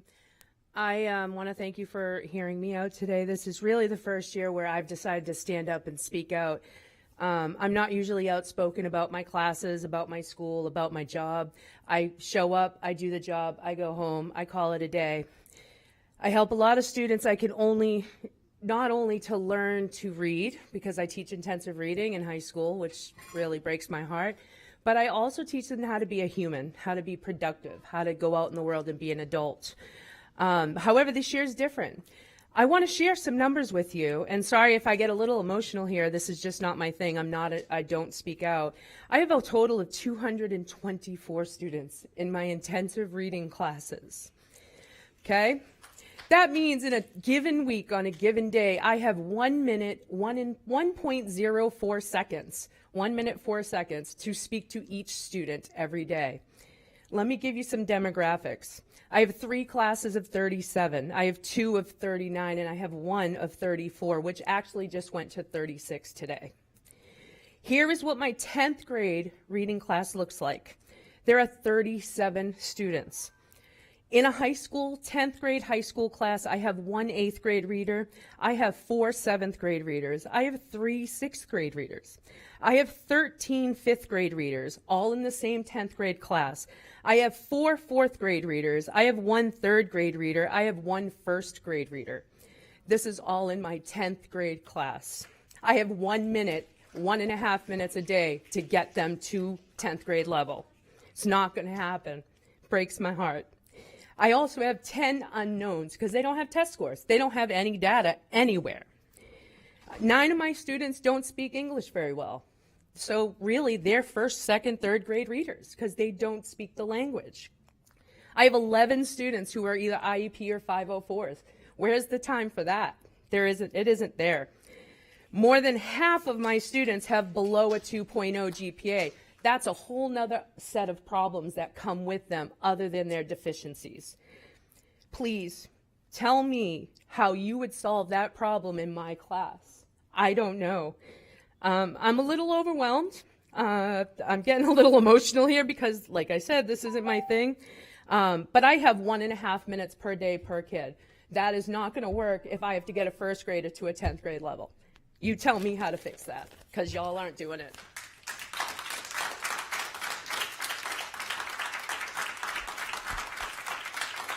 Thank you. Next speaker, please. Good evening, everyone. My name is Nicole Teagarden. I am a 2nd grade teacher at Heritage Elementary, and we've had an amazing first 2 days of school.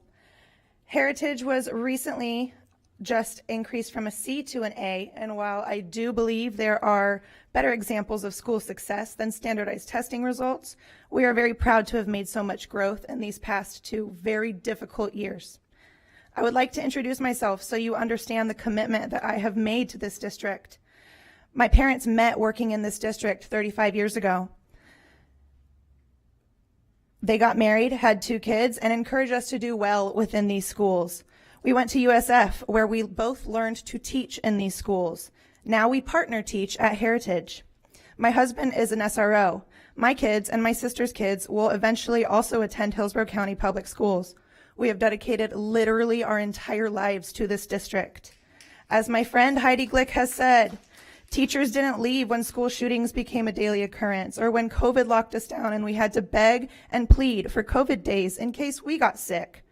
Or even last year when you didn't honor the salary schedule step and give us the increase we deserved.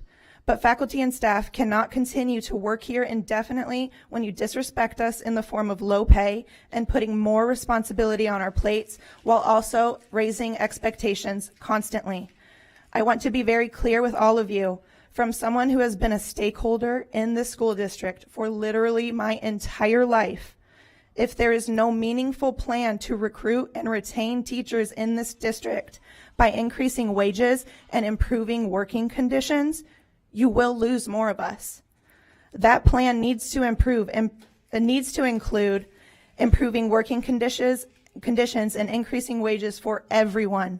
Everyone includes teachers, ESPs, school resource officers, lunch ladies, bus drivers, custodians, site-based administrators, and so many more that impact schools daily, not just office buildings like ROSAC. This plan needs to exist outside of the millage referendum, and it needs to happen immediately. It should not include ideas like offering housing to educators who cannot afford to live in this county or increasing class sizes to make this number falsely look less scary. If your plan is really just to pack more kids into classes, a plan that research has shown to be detrimental to the success of students and teachers, you will lose more students, more teachers, and undo the progress that we have made these past 2 years. Please, please, listen to the people who are impacted by this daily. Listen to us. We want to fix these problems and make our schools better for our students. Give people the steps that they have earned. Help us, please. Thank you. Thank you. Next speaker, please.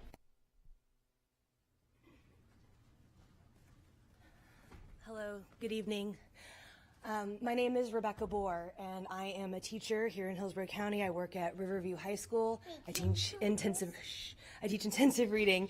Our paychecks come out tomorrow, and it's currently already pending in my account.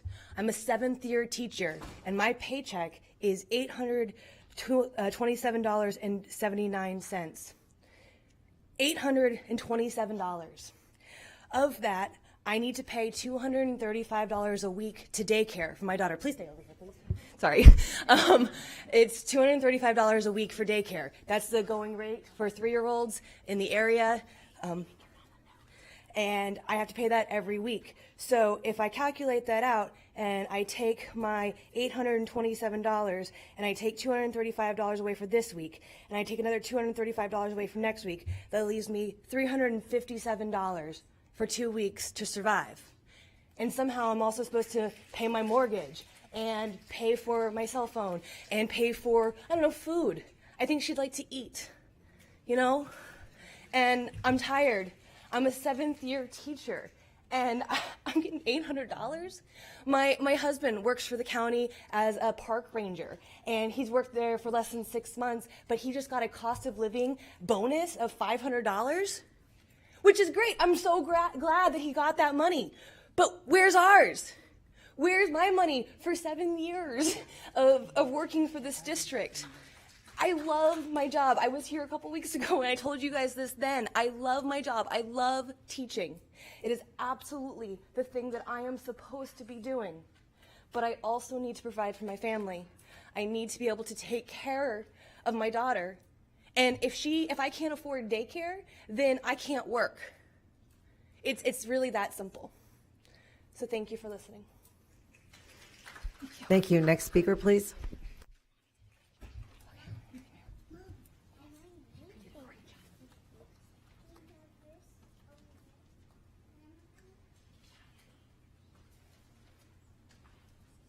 Hi, I'm Tanya Wright.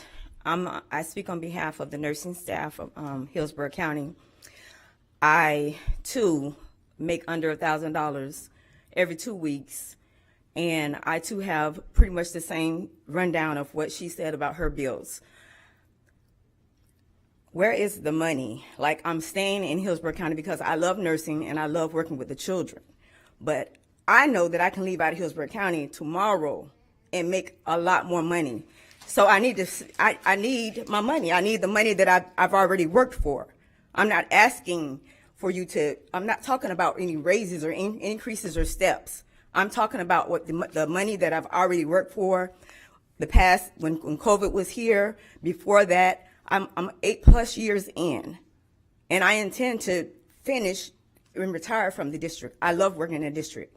It's not that I don't like working here. I love working here. But I need to be paid the money that I deserve. That's it. Thank you. Next speaker, please.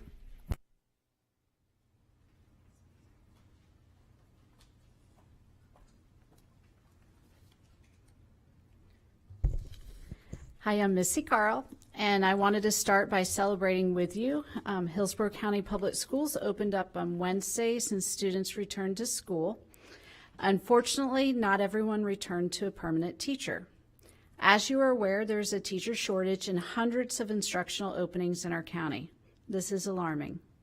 So the question becomes not only how to fill vacant positions, but also how to retain educators that you have.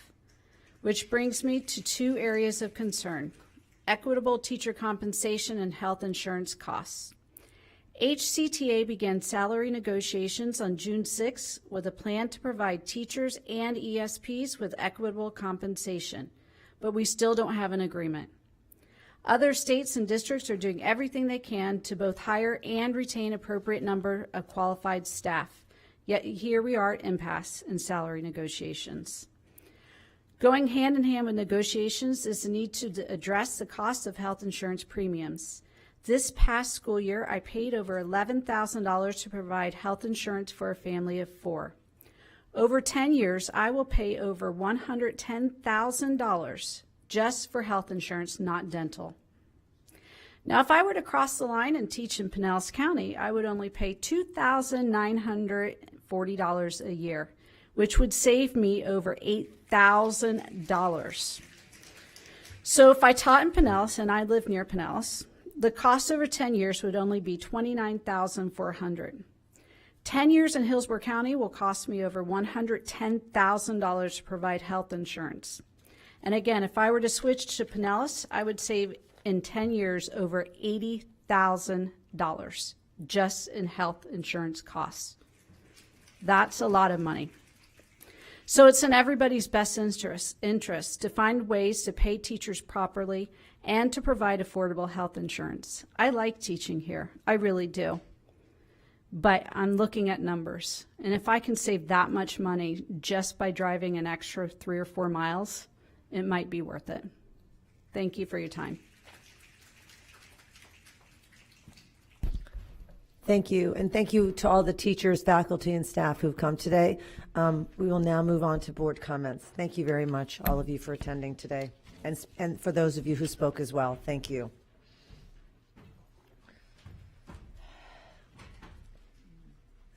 We'll go ahead and begin with board comments. Member Gray.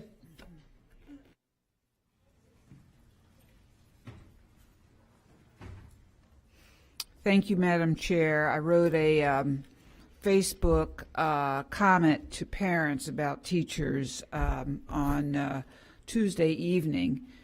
And it says, parents, as you walk the halls of your child's schools, I am reminded of the most important relationship of all, that of your child's teacher. We thank our teachers for their dedication and support for quality education. Advocate a diverse curriculum which spans all of the arts, civic, cultural, and historic subjects your child needs to be truly educated.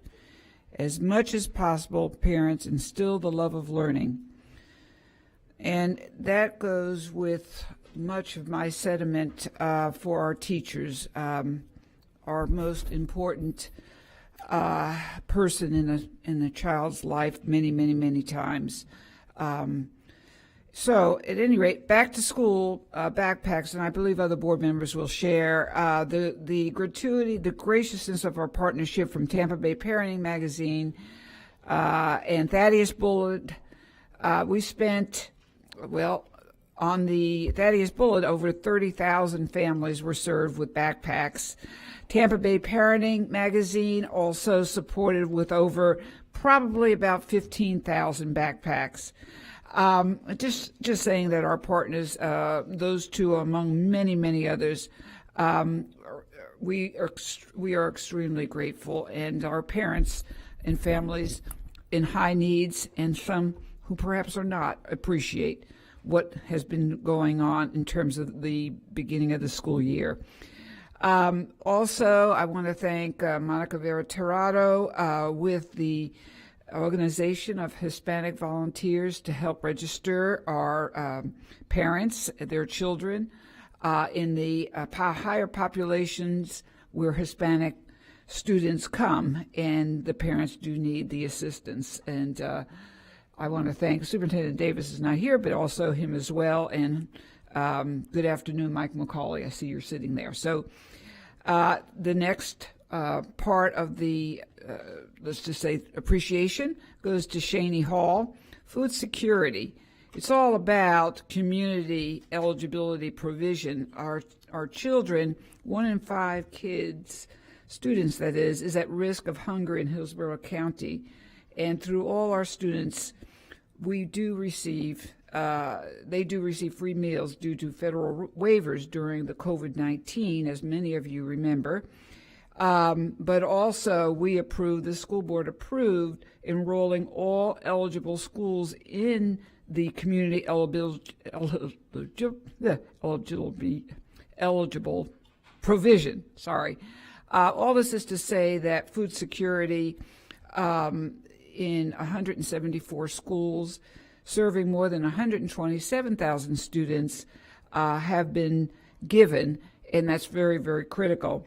And last, there will be other mentions from the board members, but we continue to enroll students from Cuba. Thank you, Monica Vera Tirado and Principal McCoy, Elena Garcia, and so many of our social workers, public health, nurses, school psychologists, We are trying our best to register. I believe we're up to 546, at least early today, families that have had transcript evaluation requests completed.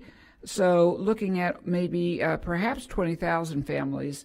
We have a long way to go. But again, our heartfelt appreciation goes to Leto Principal Larissa McCoy for integrating those students into her school. She has a big job.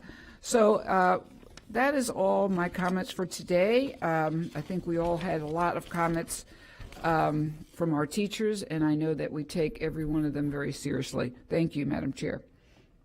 Thank you, Member Gray. Member Vaughn? Thank you.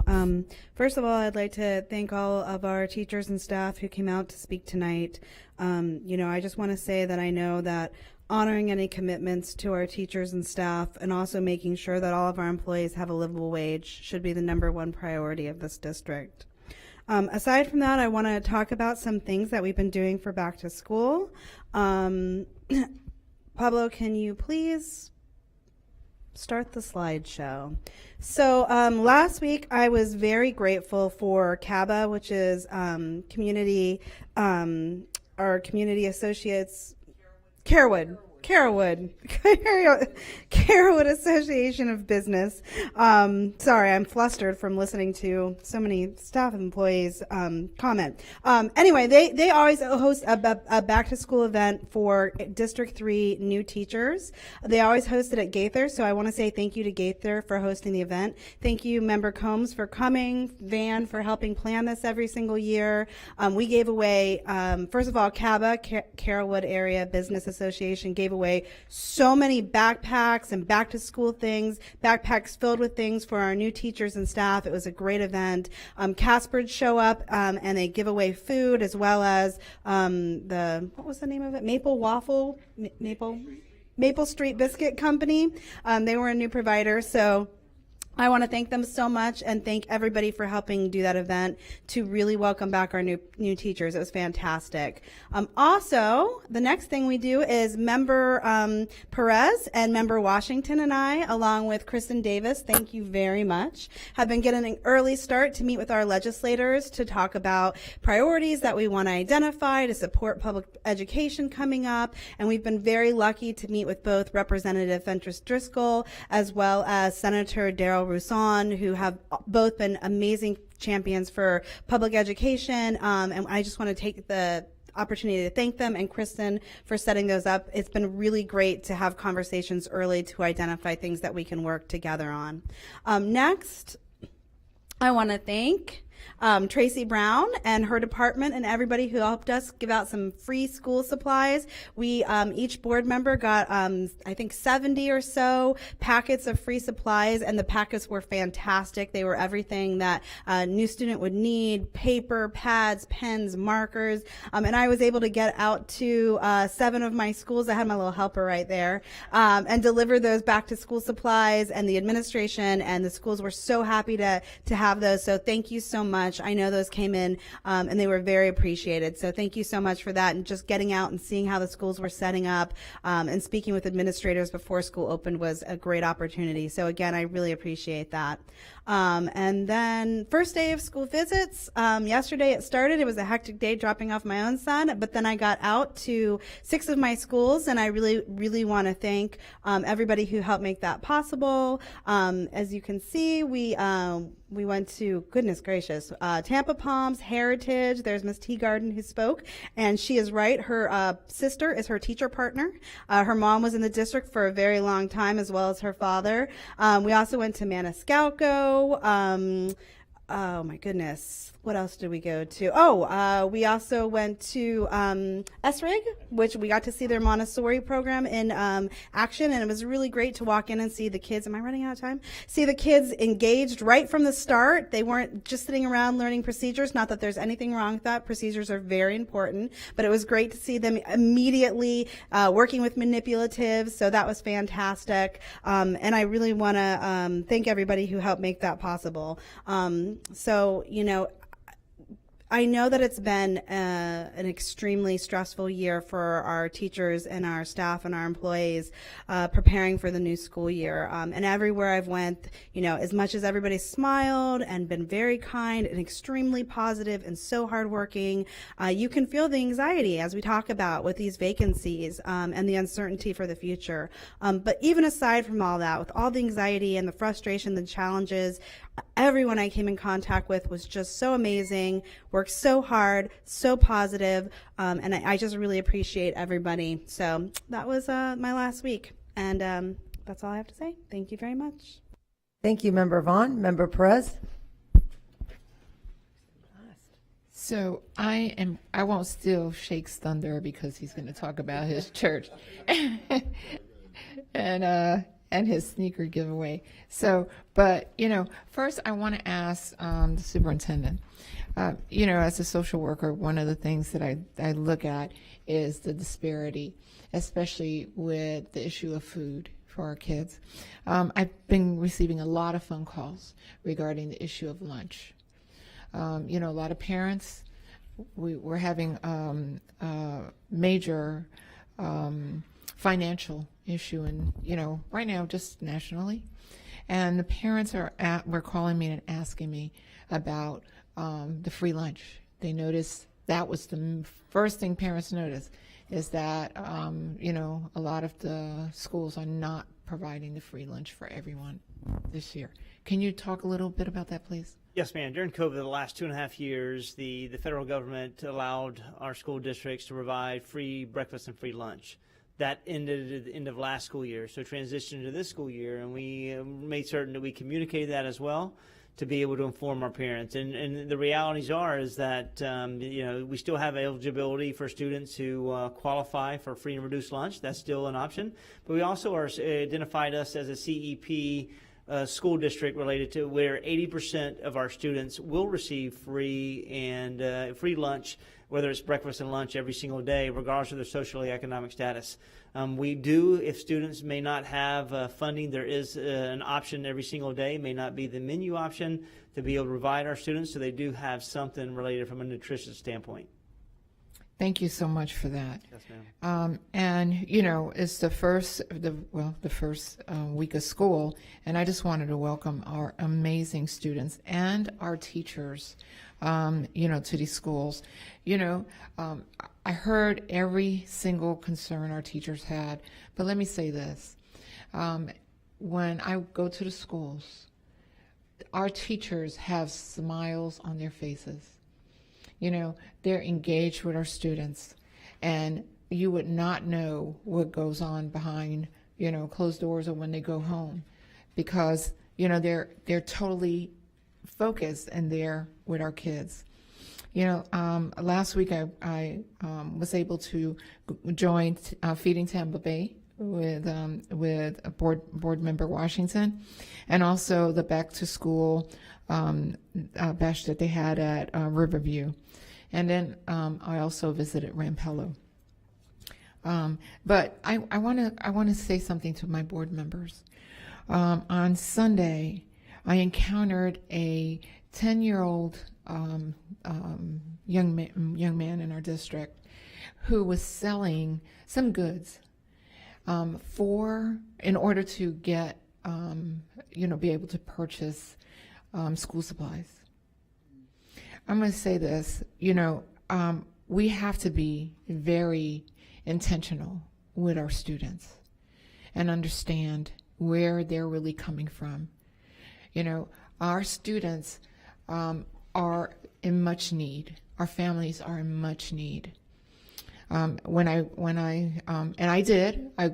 followed the student home, and when I got to his home, it was him and 3 other siblings. I did what we're supposed to do as servants. You know, I took the family to the store and purchased everything they needed for school. But I'm going to say this: that's one family in many here in Hillsborough County. So we have to continue supporting our families. But I got to say this, Superintendent, our teachers are the first ones that let us know when there's a student in need. So, you know, I want to thank our teachers for what they do for our students on a daily basis. I just happened upon the student, but you see them every day. And I want to thank you for everything you do. Thank you. Thank you, Member Perez. Member Washington? Thank you, Madam Chair. First, I want to say I taught school for like 18 years. I was a teacher. And I understand the difficulties of teaching. It's very hard. And I agree, you should be paid. As a board member, I agree. We're working for you. We're not against you. We're here for you. And I want you to know that every board member is here for you. And we're going to work hard, really hard, to do what we need to do. Because teaching is a very difficult job. There's nothing easy about teaching. And every school I've been to for the last couple of weeks, they're smiling, they're happy, but they're hurting. And I understand, because I've been there. My wife been there. So we understand.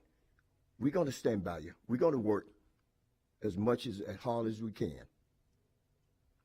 Also, Ms. Brown, I want to thank you for those packets, because we brought many smiles on kids' faces. It was really great, and I really appreciate that.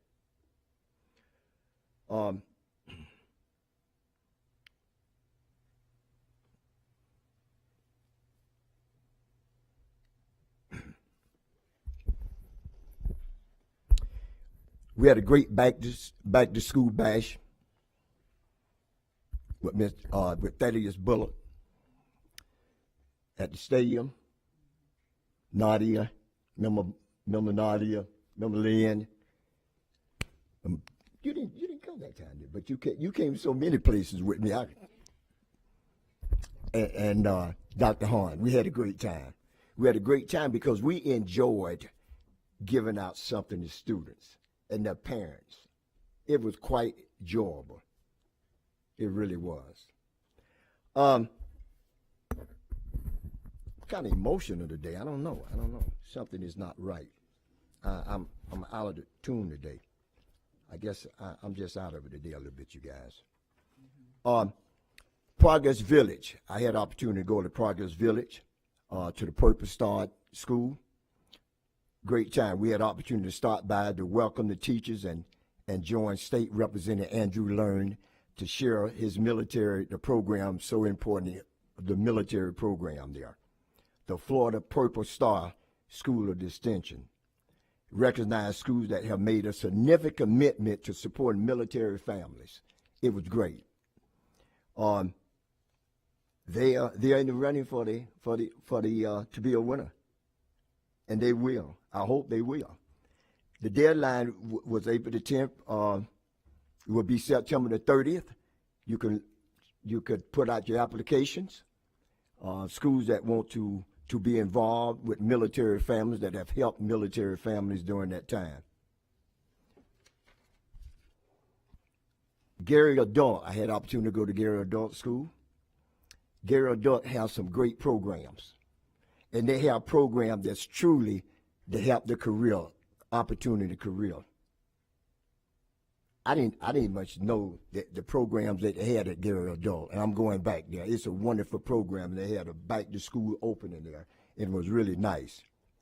Allen Temple, my church, we did something a little bit different than we normally do. Most people give out book bags. We gave away shoes. We had over 3,000 pair of shoes that were donated to us. We only gave out about maybe 2,000. We still have more shoes there. Just to see the people come in and have a chance to have shoes, it's amazing. You know, I often sit in and I think about people that complain about not having shoes. And I thought about this story that was told me. He said, you know, it was some people, a man complained about not having shoes until he met the man that didn't have any feet. From that point on, there was no more complaining from that person. So as a school district, we are working to do the best we can and what we can to help people. And we will continue doing that. And thank you, Madam Chair. I appreciate it. Thank you, Member Washington. I also wanted to thank Titus with the Bullard Family Foundation. It was to see there were like tens of thousands of people and thousands of students waiting in this, like, in the hot part of Raymond James Stadium to get a free backpack. It's just, the needs are so great. And to see the impact that so many of our community members make for our students and for our teachers, I'm so grateful for that. I also want to thank all of our district personnel who've gone out from our district, who are doing multiple jobs. Maybe they're training teachers and they're out teaching fourth grade. Hundreds of teachers have gone out to support our students, the beginning of school, and I want to thank them so much, because I know they're working both jobs. They're working their district job, they're working their school job, and I want to say how appreciative I am of each and every one of them. I also want to thank Principal McCoy at Leto, who pivoted when she knew foreign students were coming in, and all that she does. And when I called her the other day, when her school became a B, I said to her, you know what, Miss McCoy, it's not even the grade. It's when those kids walk across the stage, how much you love them, and how many of them said, I'm here because of you. There's so many principals and assistant principals and bus drivers and teachers and nutrition workers that do so much. The other day I spoke to the Rotary Club of Tampa Bay, which was wonderful. And one of the things I spoke to them about was just how it's really sad to me, and I'm trying to do my part like everybody else is, how sad it is to me that we're not prioritizing education in this country, but especially in this state. We need to more funding. Teachers cannot live on $400 every 2 weeks.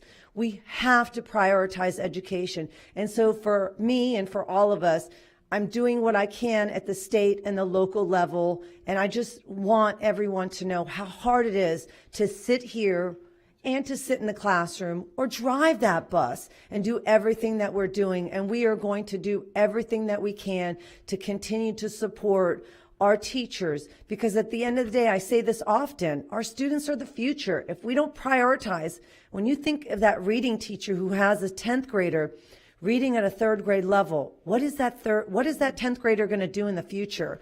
We have to prioritize our students, and we have to prioritize education in this district and in this state and in this country. Because really, at the end of the day, if we don't, we are on the fast track of becoming a third world country. There's no question about that. So I hate to be, I just want to thank everyone for a great first few days of school. I was able to visit quite a few schools, and everyone's doing such a wonderful job. And I want to thank each and every one of them. And thank you, Superintendent Davis, and your cabinet, and all the district and everyone for everything that you do. Thank you, and have a wonderful evening. This meeting is adjourned.